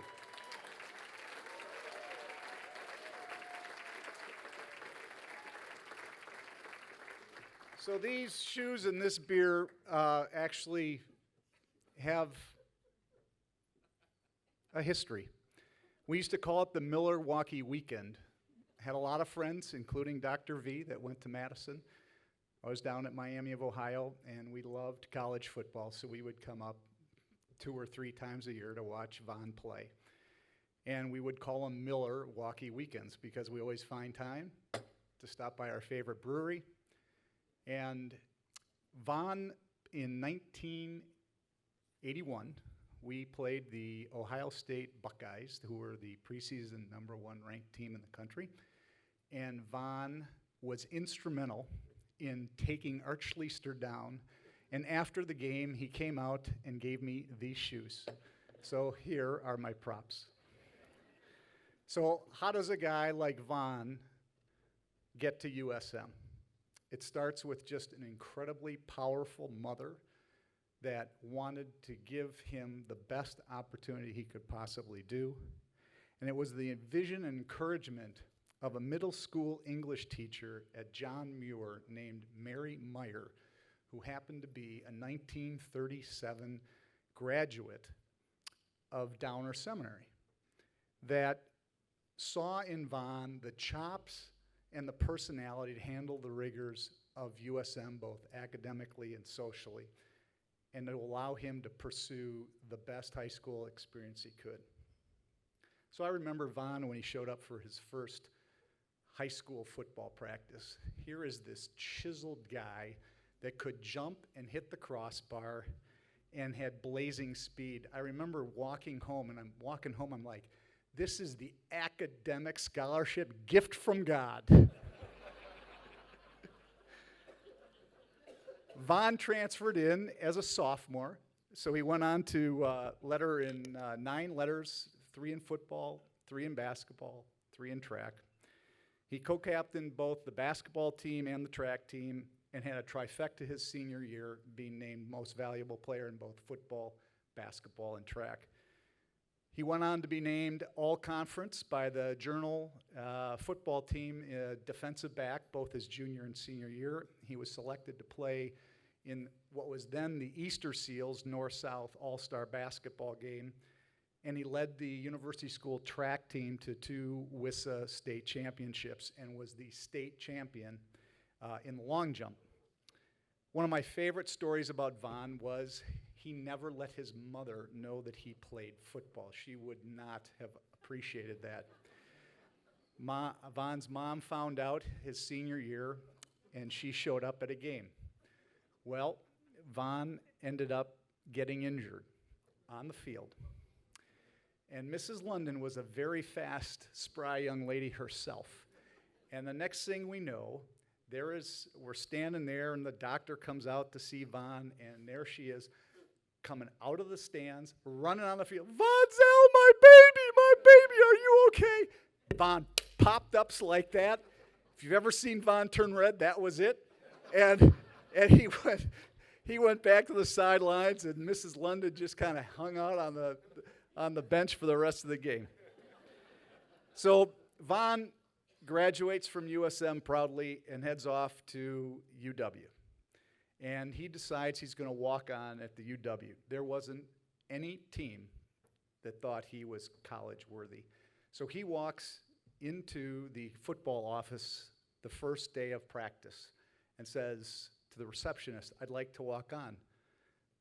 The receptionist responds that, "Well, the seminary is 8 miles from here, and you can go walk down there." Vaughn asked, "Could you draw on a piece of paper how I get there?" And he walked 8 miles down to the football field at the seminary, talked with Dave McLean's team, coaches, and they let him come on.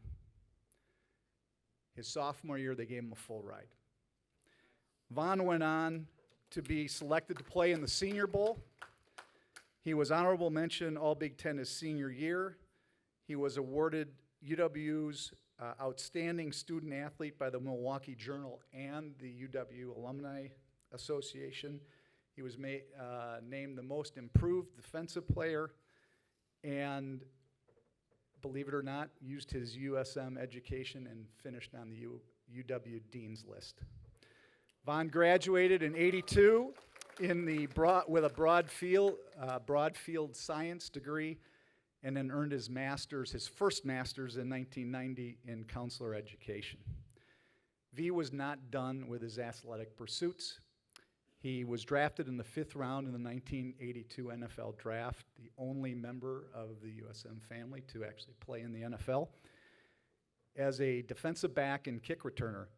And he was drafted by the Falcons and played his first 2 seasons actually with the Philadelphia Eagles. He then left the Eagles to join the upstart USFL, where he played with the Birmingham Stallions for 2 years, played in the conference champions each of those last 2 years. Von then returned to the NFL in 1987 and played his final season with the Green Bay Packers. I know we're here to honor Von and his athletic achievements in high school and beyond, but more importantly, I'd like to address V, the person. As distinguished as his athletic exploits are, he is a finer man.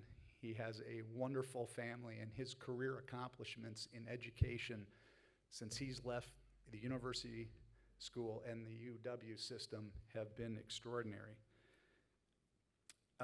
He is currently, since 2001, he is the superintendent and has been the principal for Homeward Flossmoor on the south side of Chicago. I guess the best equivalent I can give you would be, think of Arrowhead out on our west side. He is also a trustee of the National Board of Trustees, so that would be ACT, SAT on a national basis. So if anybody has some problems with their kids or grandkids, Von can probably help.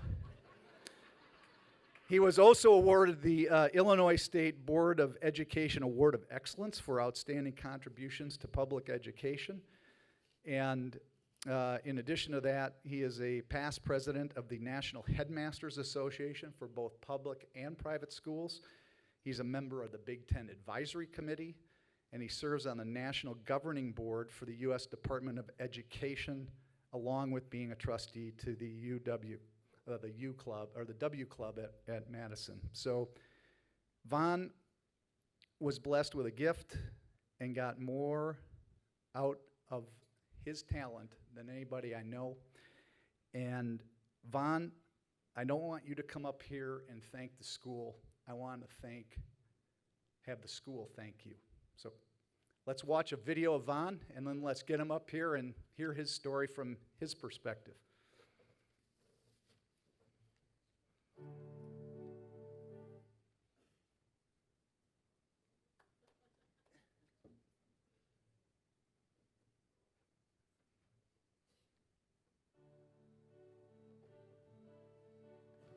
Von, or Dr. V as we call him, is probably the most talented athlete I've ever known in diversity. I played football with him and basketball and ran track with him, and Von could play any position that the coach would put him in. Von came here as a sophomore, and he was an immediate hit. Teachers loved him, and the coaches obviously loved him because he was a talented personality and athlete. You could see that right away. He pole vaulted, he high jumped, he long jumped, he ran high and low hurdles, he was on relay teams. The long jump was his best by far. He could in the gym almost touch his elbow to the rim, standing, and just pop up, and that would be it. His senior year, his mother didn't even know he was playing football. She had no idea.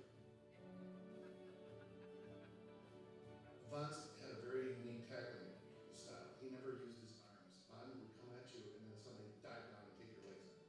And it was his trademark tackling thing. Von Mansfield, who is currently a grad assistant coach on Don Morton's staff, knows something about chances. He was a walk-on at Wisconsin in 1978. Milwaukee native overcame some tall odds to get his chance at college football. I got accepted as a regular student, and I walked out to the seminary after getting a few directions from one of the secretaries in the athletic department, and I guess the rest, you could say, is history, but it worked out well for me.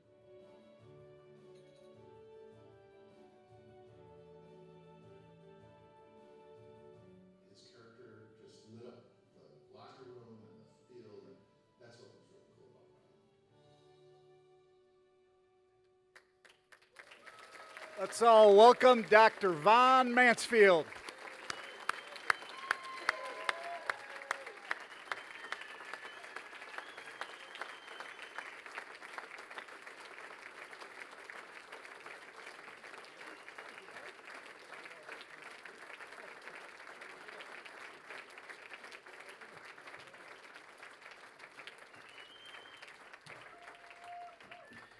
Okay. So what Jay didn't tell you is I actually forged my mom's name, so they thought I could play football here. I would like to sincerely thank everyone, and Jay said, no, you don't have to thank everyone, but I really, really do. For all the people that have been here at University School for the time that I was here, really made the difference in my life, and certainly that deserves a thank you. And also to Jay, who's one of my very, very good friends, as well as a number of others that are in the audience tonight, and the Wigdale family. You don't get Jay without all the Wigdales. So for Mr. and Mrs. Wigdale, for all the help and guidance over the years, I thank you as well. So to Mr. Bremer and the chair of, as the chair of the Hall of Fame committee and those committee members who felt to nominate me and select me, I certainly thank you as well. This evening, I'd also like to thank my family who's in attendance, my lovely wife and daughter, Elise, and my son, Bonzel. And wasn't sure they were going to make it. Just so you know, I'm true to form. She had a tennis match today, so I told her to go to her tennis match, and if she doesn't make it here, that's okay. But also true to form, somehow she got here, and I'm glad she made it. So thank you, guys. And as Jay said, for those of you who were around way back in 1975, certainly I do have to acknowledge my mom. I grew up in West Lawn, which is one of the Housing Authority projects located on about 60th to 68th in Silver Spring. And my mom raised all 5 of us. I've got 5 brothers, so I come by my athleticism by nature because I had a lot of running to do from my brothers, who I always didn't do well by. And that's why I really started to run so very, very fast. I think one of the things that I would like to talk about are the teachers and the coaches here at University School. 2 of my favorites are in the audience, Mr. Bremer and also Butch, who was my position coach for football and for track. I was speaking with Butch yesterday, and I told him I sometimes still wake up with nightmares. He'd make us run quarter miles and say, ready, go. And the interesting part, he never ran with us. He just cut across the field and then told us to keep going again. So anyway, for those gentlemen, certainly thank you again.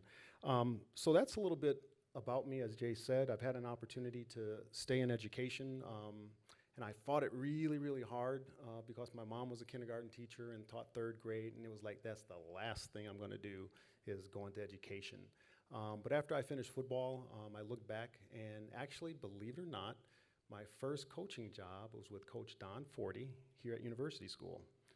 And I had an opportunity to really see what it was like. And from University School, I actually went to University of Wisconsin to coach as a graduate assistant. And as Jay said, I finished my master's in counseling psychology. As a graduate assistant, you really had to go to class, and I really did go to class.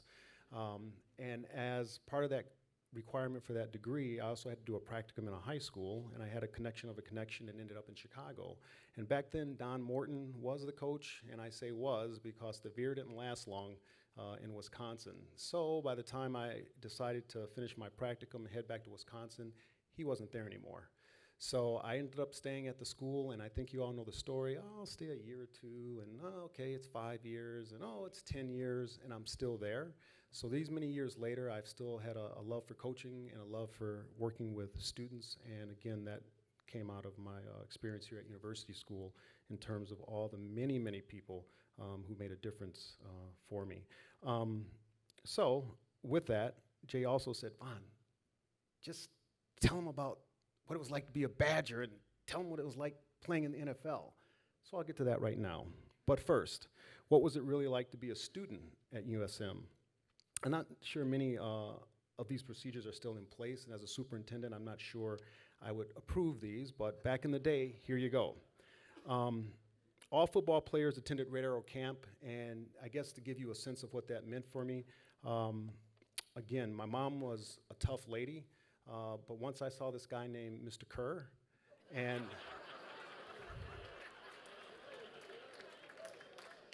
I said, Mom, do I really have to go there?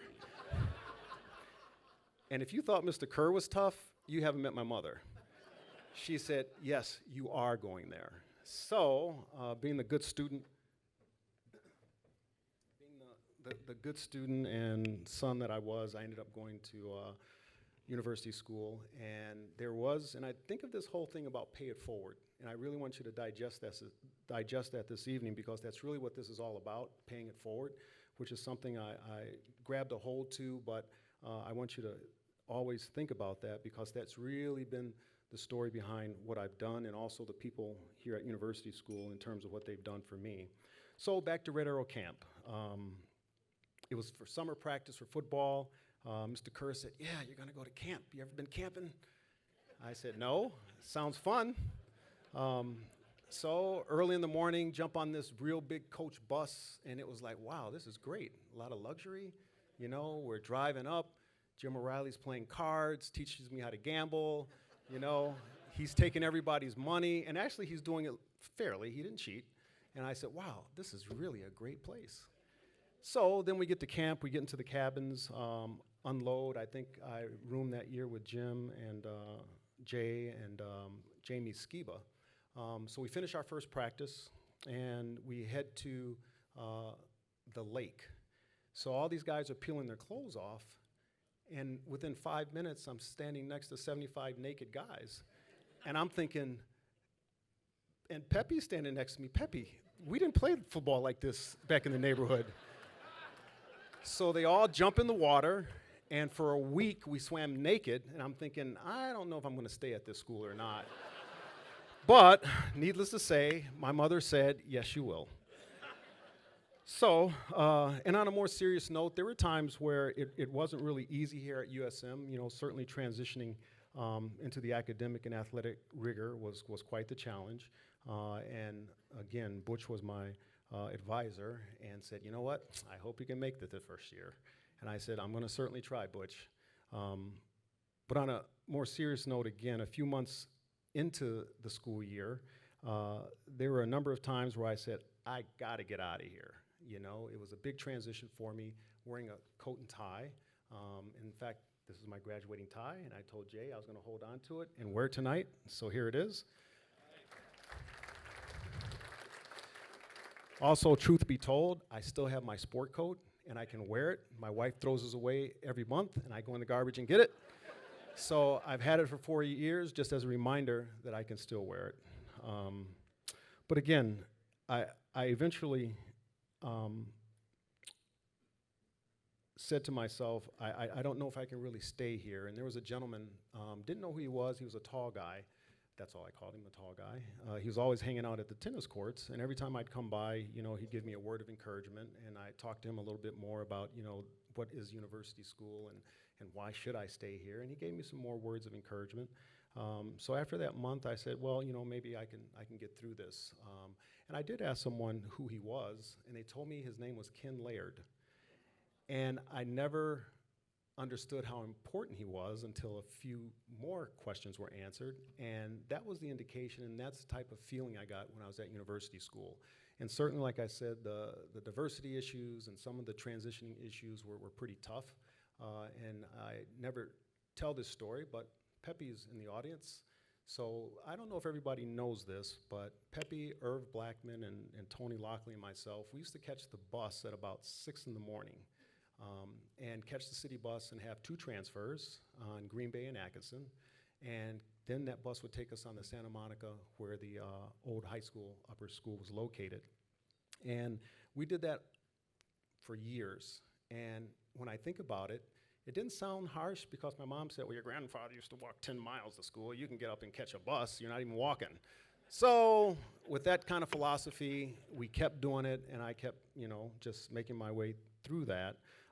And also after practice, we'd catch that bus about 6 o'clock at night, and it would take us a couple hours to get home, so maybe about 9:30, we were getting home, and then just starting our homework, where I'm sure some of the other students at USM had just finished their homework.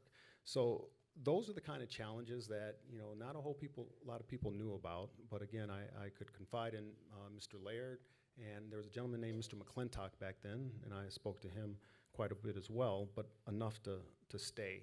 Eventually, we had a guy come with a VW Bug to our rescue named Rob Boggy. So we were very happy to stuff ourselves in a VW Bug And we never made any bones about it, but it was a wonderful fix for us. And I can't get off this stage without saying something about JS since he popped up on the screen. If you guys have ever played JS ball, and some of you understand what JS ball is, it's basketball like football. And after you've been elbowed by him and pushed by him, and of course he's always right, he gets every call. Football practice was a breeze, I'm just gonna tell you that.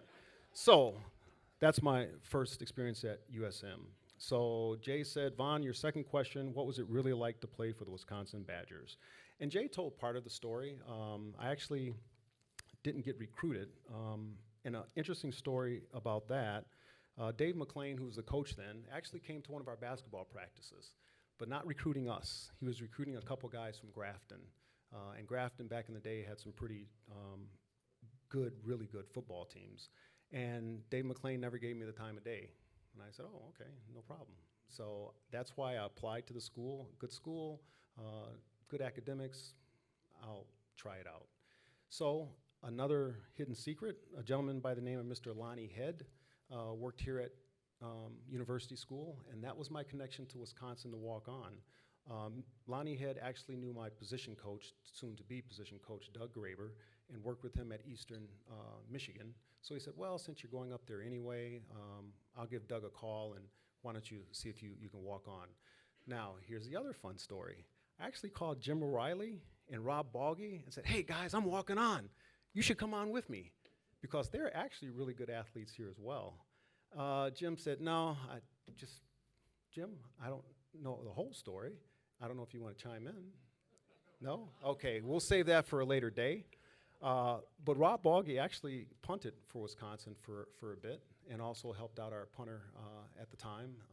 And Rob had some other decisions to make and ended up at UW in Milwaukee. But those are my connections through University School as well as Mark Whitaker. I don't know if you guys know Mark, but eventually he played for a year at Wisconsin as well. So that was my experience as a Badger. I look back and think about what it meant to actually play, and I go back to the stories of Mr. Laird saying, hang in there, because I get a scholarship, everything's great, I'm still on third string. So come my junior year, I'm on third string, week before the season starts, first string guy flunks out of summer school. Hey, I'm on second string, I haven't even done anything, this is pretty good, right? Well, a week before the season starts, the other defensive back, Ron Steverson, who just transferred in from Merced College in California, breaks his ankle. So now I'm on first string, and I haven't even done anything. So we're starting against Mark Herman, who was up for the Heisman Trophy that year, and the coaches said, hey, just get in the game, just don't mess up. Well, that's a great confidence builder. So I got in the game and actually had one of my best games, had an interception, broke up a pass, had fumble recovery, and all of a sudden, during the press conference, they are speaking with the coaches, oh yeah, he's the greatest guy, and I'm thinking, you gotta be kidding me. So, that being said, I understood the politics of this, moved forward, and never looked back. So that was, like I said, my biggest experience and joys as I started playing at Camp Randall Stadium. Now, the other quick one, and I'll let you guys get on with the rest of the evening. Jay said, Vaughn, tell him what it was like to play in the NFL. Well, here you go. Just before the season ended, I had a shoulder injury, and going into my junior year, it turned into a more serious injury, and by my senior year, it was a really bad injury because I dislocated my shoulder right before the Michigan game, and at that point, my hopes of getting drafted probably went down quite a bit. Played through the season, rehabbed, and it worked out. I became a 5th round draft choice for the Atlanta Falcons, and I don't know if you guys know the name Jerry Glanville. Jerry Glanville was let's say this, he was a cross between Mr. Kerr and somebody else I don't want to say. But he's the guy, and you thought the New Orleans Saints were big about bounties. He's the guy that invented the bounty. And here's a quick story for you. This is what I learned. Don't ask a lot of questions when you're in the NFL.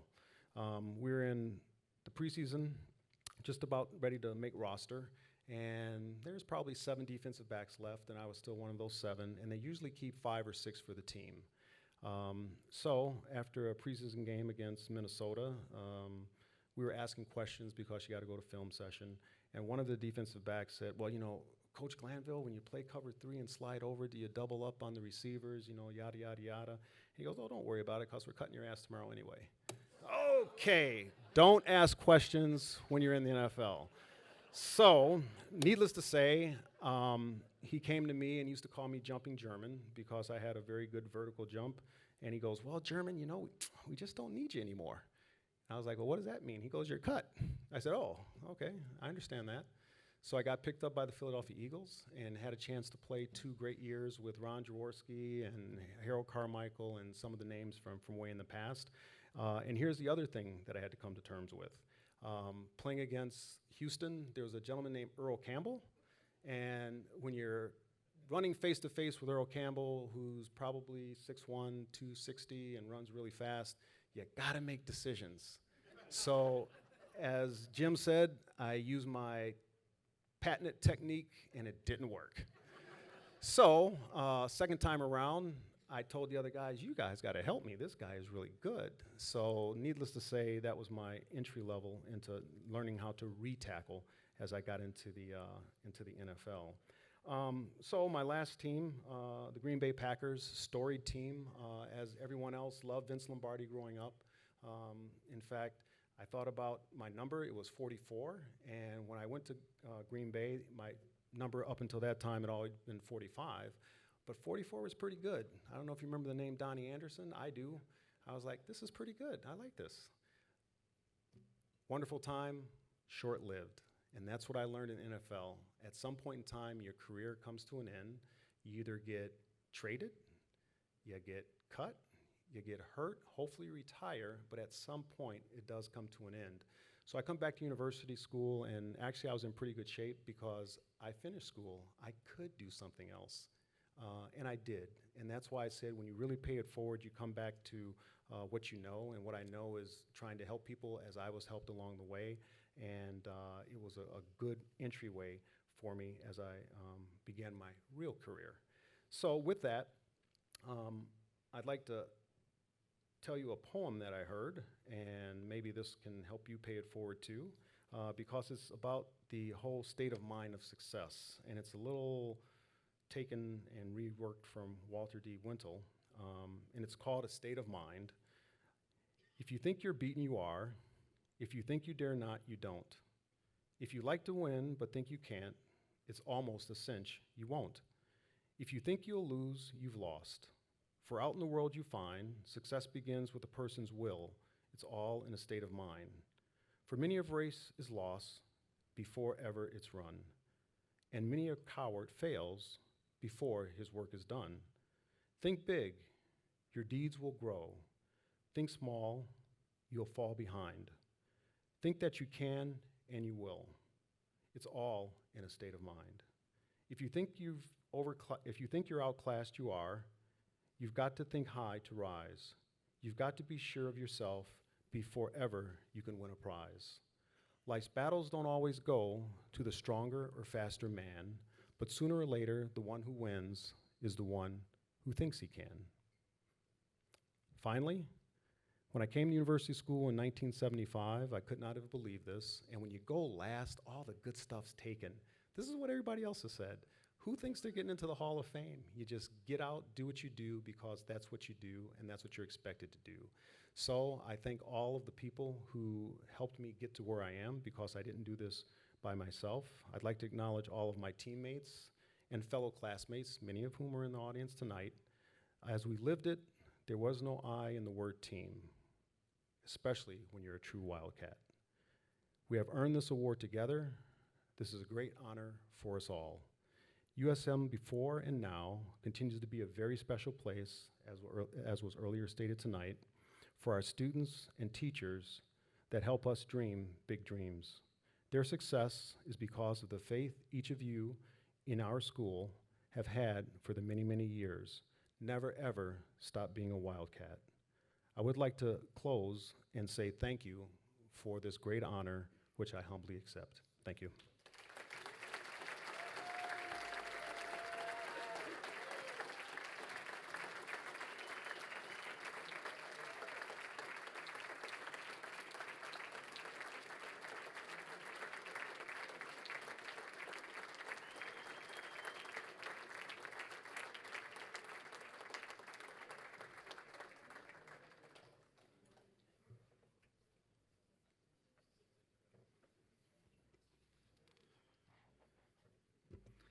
I always introduce our next speaker as the greatest running back in the history of Milwaukee Country Day.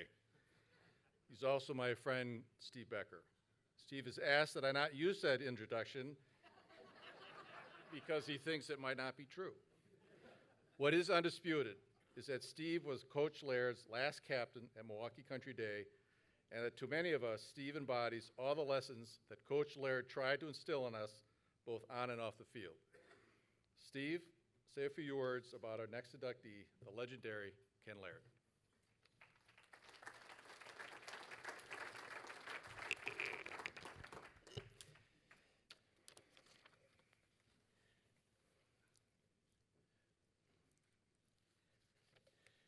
Ken Laird joined the faculty of Milwaukee Country Day School as a teacher and coach in the fall of 1937.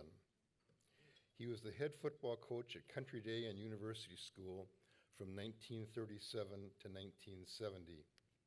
With the exception of his service as a Navy officer during World War II, Ken's entire 31 years of coaching Country Day and University School football teams was on the Santa Monica campus. Besides football, he was athletic director and also coached basketball and tennis during his tenure at Country Day. After he handed off the head football coaching responsibilities in 1907, Ken continued teaching history, economics, and business law classes at University School until 1974, when he retired. His remarkable record of 189 wins, 43 losses, and 13 ties included 12 undefeated teams and 17 conference championships. He was inducted into the Wisconsin High School Football Coaches Hall of Fame in 1983. Ken's outstanding reputation and respect by his coaching peers in Wisconsin shined favorably on Country Day and University School. In 1974, the University School dedicated their football field to Ken Laird at the Santa Monica campus and followed again in 1992 after the consolidation on the Ferry Chasm campus.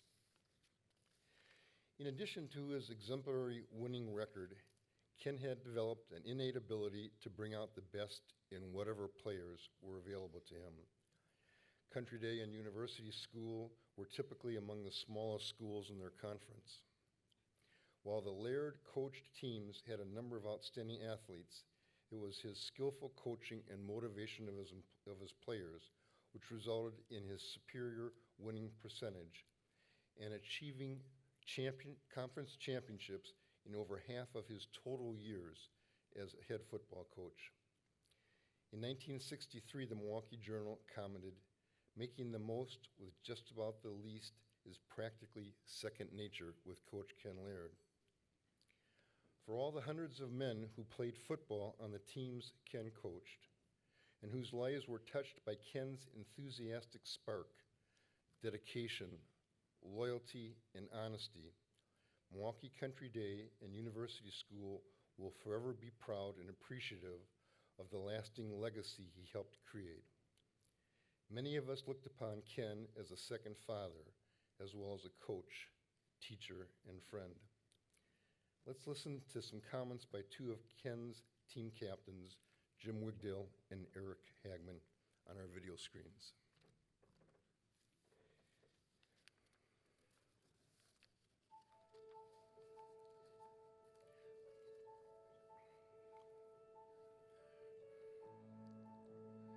When it comes to coaching football, there has never been a coach in Wisconsin high school history like Ken Laird. If you didn't know him, go watch Gregory Peck in To Kill a Mockingbird. He was a kind, strong, stern man who totally commanded the respect of every player he coached. He always wore a jacket and tie, he never swore, was never mean, and taught football as well as anyone on earth. I can still see him in a white t-shirt and coach's pants explaining our split T and pro offenses, which he developed coaching with Bear Bryant and Bud Wilkinson during World War II. I had the distinct pleasure of playing for Ken for 4 years in tennis and 4 years in football. He was just an outstanding individual that brought everybody together.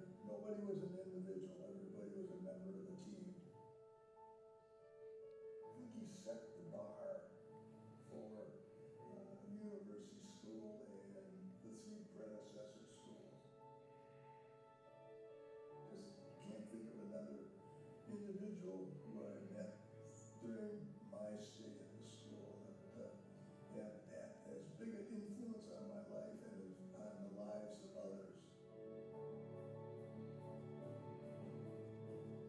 His 17 conference championships, his 32-game winning streak, and 12 undefeated seasons will never be equal. Not to mention his lessons on leadership that hundreds of us still carry in our hearts. He was an inspiration to us.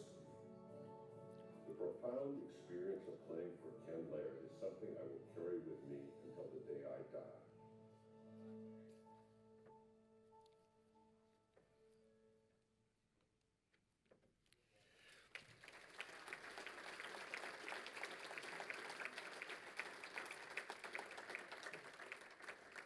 Wendy Beyer and Nancy Zickus, daughters of Ken and Betty Laird, please come forward to receive your plaque in honor of your father, Ken Laird, and his induction into the University School Athletic Hall of Fame.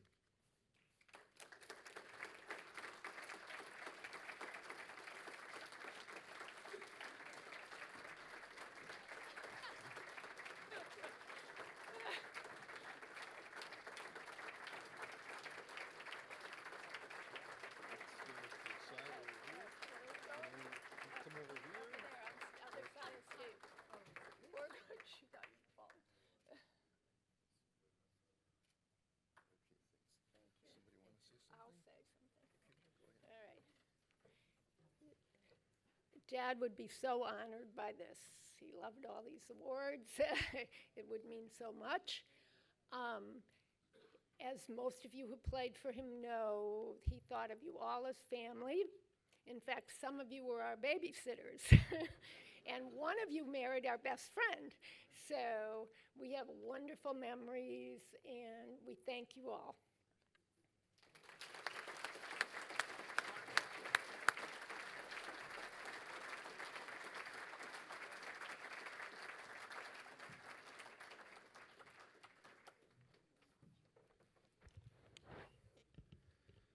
Our final award of the evening is going to the most successful high school basketball teams in the history of all the schools, past and present. To tell you more, I'm happy to call upon the current athletic director at University School, Luke Hodek.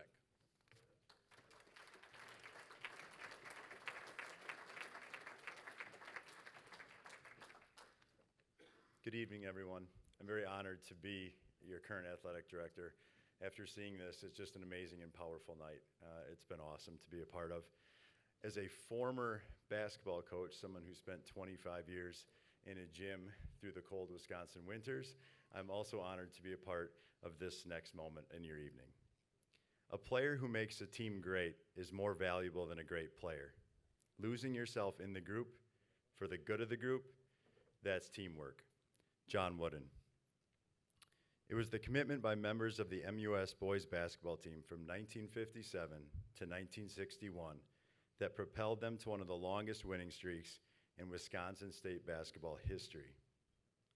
The streak started during the 57-58 school year when the Lancers, coached by Jerry Katowski and led by co-captains Jim Bell and Paul Wick, beat Milwaukee Lutheran 55-43, and the rest is history. The MUS Lancers then went on to win 19 straight games, including the Midwest Prep Conference Tournament Championship. They were credited with balanced scoring, dominant rebounding. Many fans and coaches marveled at their poise when under pressure. The result was the team's average margin of victory was 20.7 points per game that season. The 58-59 school year provided to be more impressive. Coach Katowski had experience, speed, height, and was determined to keep the streak alive. The team, resolute to continue its past success, extended the streak and its second consecutive Midwest Prep Conference Tournament Championship. The 59-60 team finished the year without a loss and added 20 more wins to take the streak over 50 games. John Klotche, Dick Seefeld, and Pete Berg were named all-conference by the coaches. The highlight of the 59-60 season included the first Country Day game. The boys came through in the clutch and won a tightly contested game by 3 points. Despite having lost 4 starters, despite having lost 4 starters and returning only 3 lettermen to the 60-61 team, they quickly dispelled any doubts about their ability to play at a high level. Their success was credited to a combination of desire, ability, and tenacious defense. The team led by Andy Sawyer went on to record 7 more wins before the streak came to an end in a 2-point loss against Wayland Academy. Despite the loss, the team showed its championship-level ability to bounce back and were able to claim victory over the conference champion Wayland Academy when they met up for a second time, taking the game 68-44. The MUS boys basketball team from 57 to 61 was truly something special. They helped demonstrate the commitment to academics and athletics that is the fabric of University School of Milwaukee today. Please turn your attention to the screens to hear more from Andy Sawyer on the experience.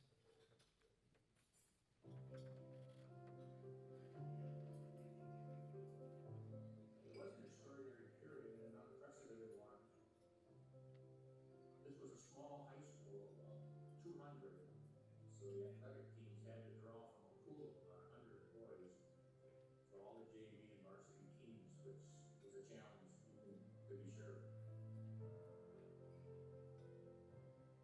Because it really encompassed 4 teams, 1958, 59, 60, and 61.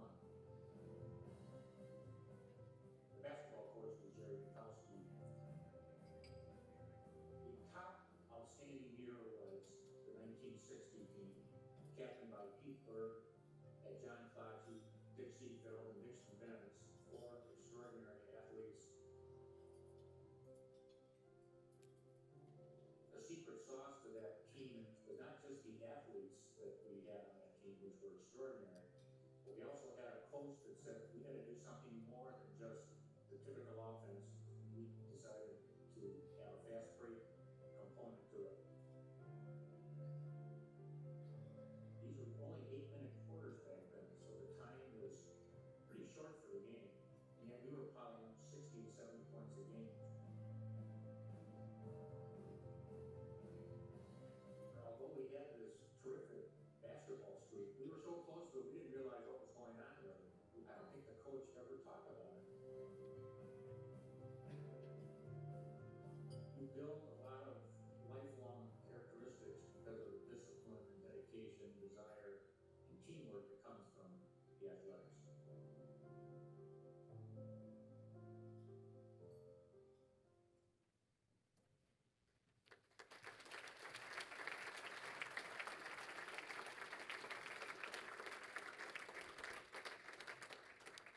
Congratulations, gentlemen.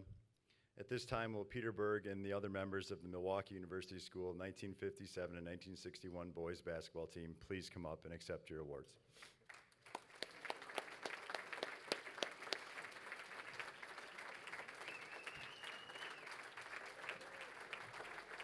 Thank you. Congratulations. If I've got a few words, can I share with you? 5 minutes, Peter. Got it. Do a good job.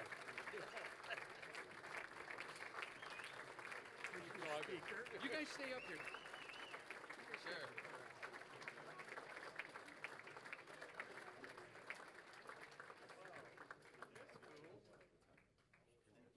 I don't know if we can. Maybe not.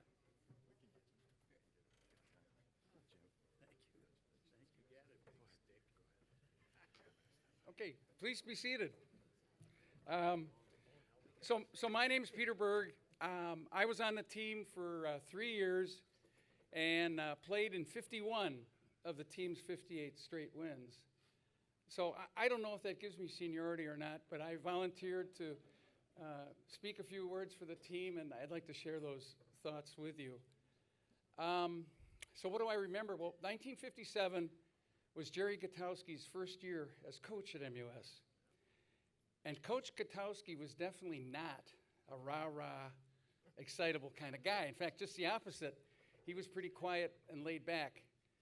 but he was very, very serious about his coaching. And how do I know he was serious about his coaching? Because I've got his playbook. This is the original book that he gave each of us at the start of the season. And let me tell you, folks, it is almost Vince Lombardi-like in his talking about the fundamentals of basketball, how he wants us to conduct ourselves, and how he wants us to play the game. And there's a few excerpts I'd like to share with you because I think you'd find them pretty interesting. So this is part of the introduction. And I've got to get my cheaters out because it's on the original mimeograph paper, so I'll give it to you. He says, this notebook is provided as a means to help you learn the game of basketball as it will be played at MUS this year. Study it in your home and in your spare time at school. You will be responsible for it. Be careful that it does not fall into anyone else's hands. This booklet must return to the coach at the end of the season. Oops, I'm sorry, coach.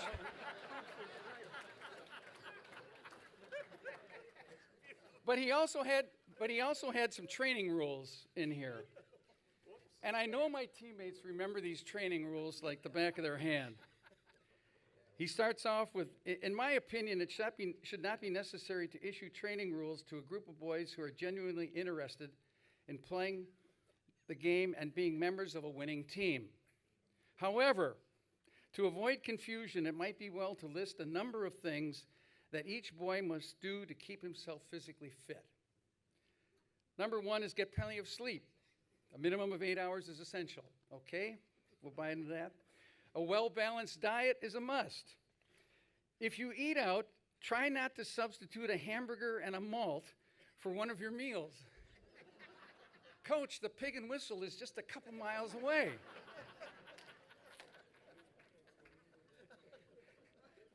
The use of tobacco and alcohol is strictly forbidden. If you violate this rule, you will be immediately cut from the squad. There being no comment, I'll continue. We started with 25. And this is good. Be aware of your social position in the school resulting from your membership on the basketball squad. You are looked up to. Youngsters imitate you. Newspapers carry your name. Conduct yourself accordingly. And the last one, if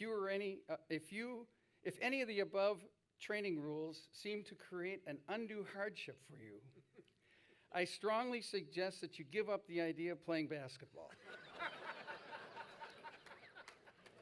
Now, and there's some other interesting things in here. There's a section on shooting, and one of the articles is written by Boston Celtics great Bob Cousy, and the other section is written by a guy by the name of Claire B. Who is Claire B? Well, Claire B was a coach at Long Island University, and in the 1930s, he coached his teams to 2 undefeated seasons. So possibly there were some influences in the things that he said that impacted the success that we had at MUS. Another thing I remember is that 1957, our first season, didn't start off all that well. We actually lost 2 of our first 6 games. And both of those losses were to the same team, Lake Forest Academy. And in one of those losses, we missed 16 free throws. Guess what that next practice was all about? So the win streak started with a team record of 4-2. So how were we able to win that many games in a row? Well, we had some good players. That's the simple answer. But we had some things going for us. The height advantage was mentioned. We had good ball handlers. Balanced scoring, a big plus for us. We worked hard on a fast break, lots and lots of drills in practice. It was like part of our basketball DNA. So we took some of those attributes, I guess, and parlayed that into how we performed on the court. But we didn't take any of our opponents for granted, especially Country Day, which was always a big rivalry for us. But we really didn't know how good we were. one of the things that happened is several times each season, Coach would arrange for us to scrimmage a public school. We were in the Midwest Prep Private School Conference. And we really looked forward to those scrimmages because it was going to be a good test as to how we stood up against some good competition. And these were schools like Wauwatosa, Shorewood, and North Division. Great basketball programs. We really look forward to them because we didn't know how good we were. Coach, we didn't use a scoreboard or a clock because Coach wanted these to be a practice, not a game. But I know our team manager always kept a scorebook, so we knew the results. And I'm happy to say that we held our own. I don't know that we would have had the win streak we had playing those teams every week, but we would have held our own. So one last thing I want to do is I want to thank our cheerleaders.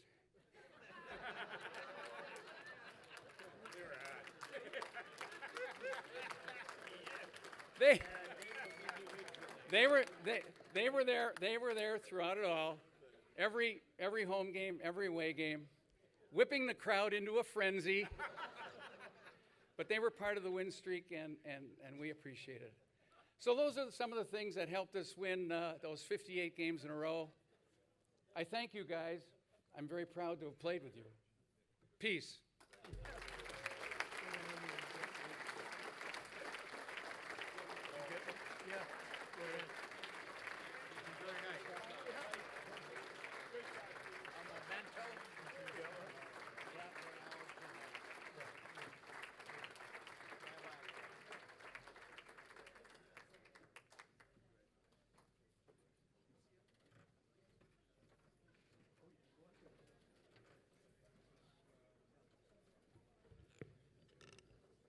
That concludes our program. I hope you all enjoyed being here this evening, and I hope you also took the opportunity to fill out a nomination card, which is located at your table. It's been a memorable evening for everybody. Congratulations to all the inductees. Please continue to celebrate. We look forward to seeing you at future USM events. Good night.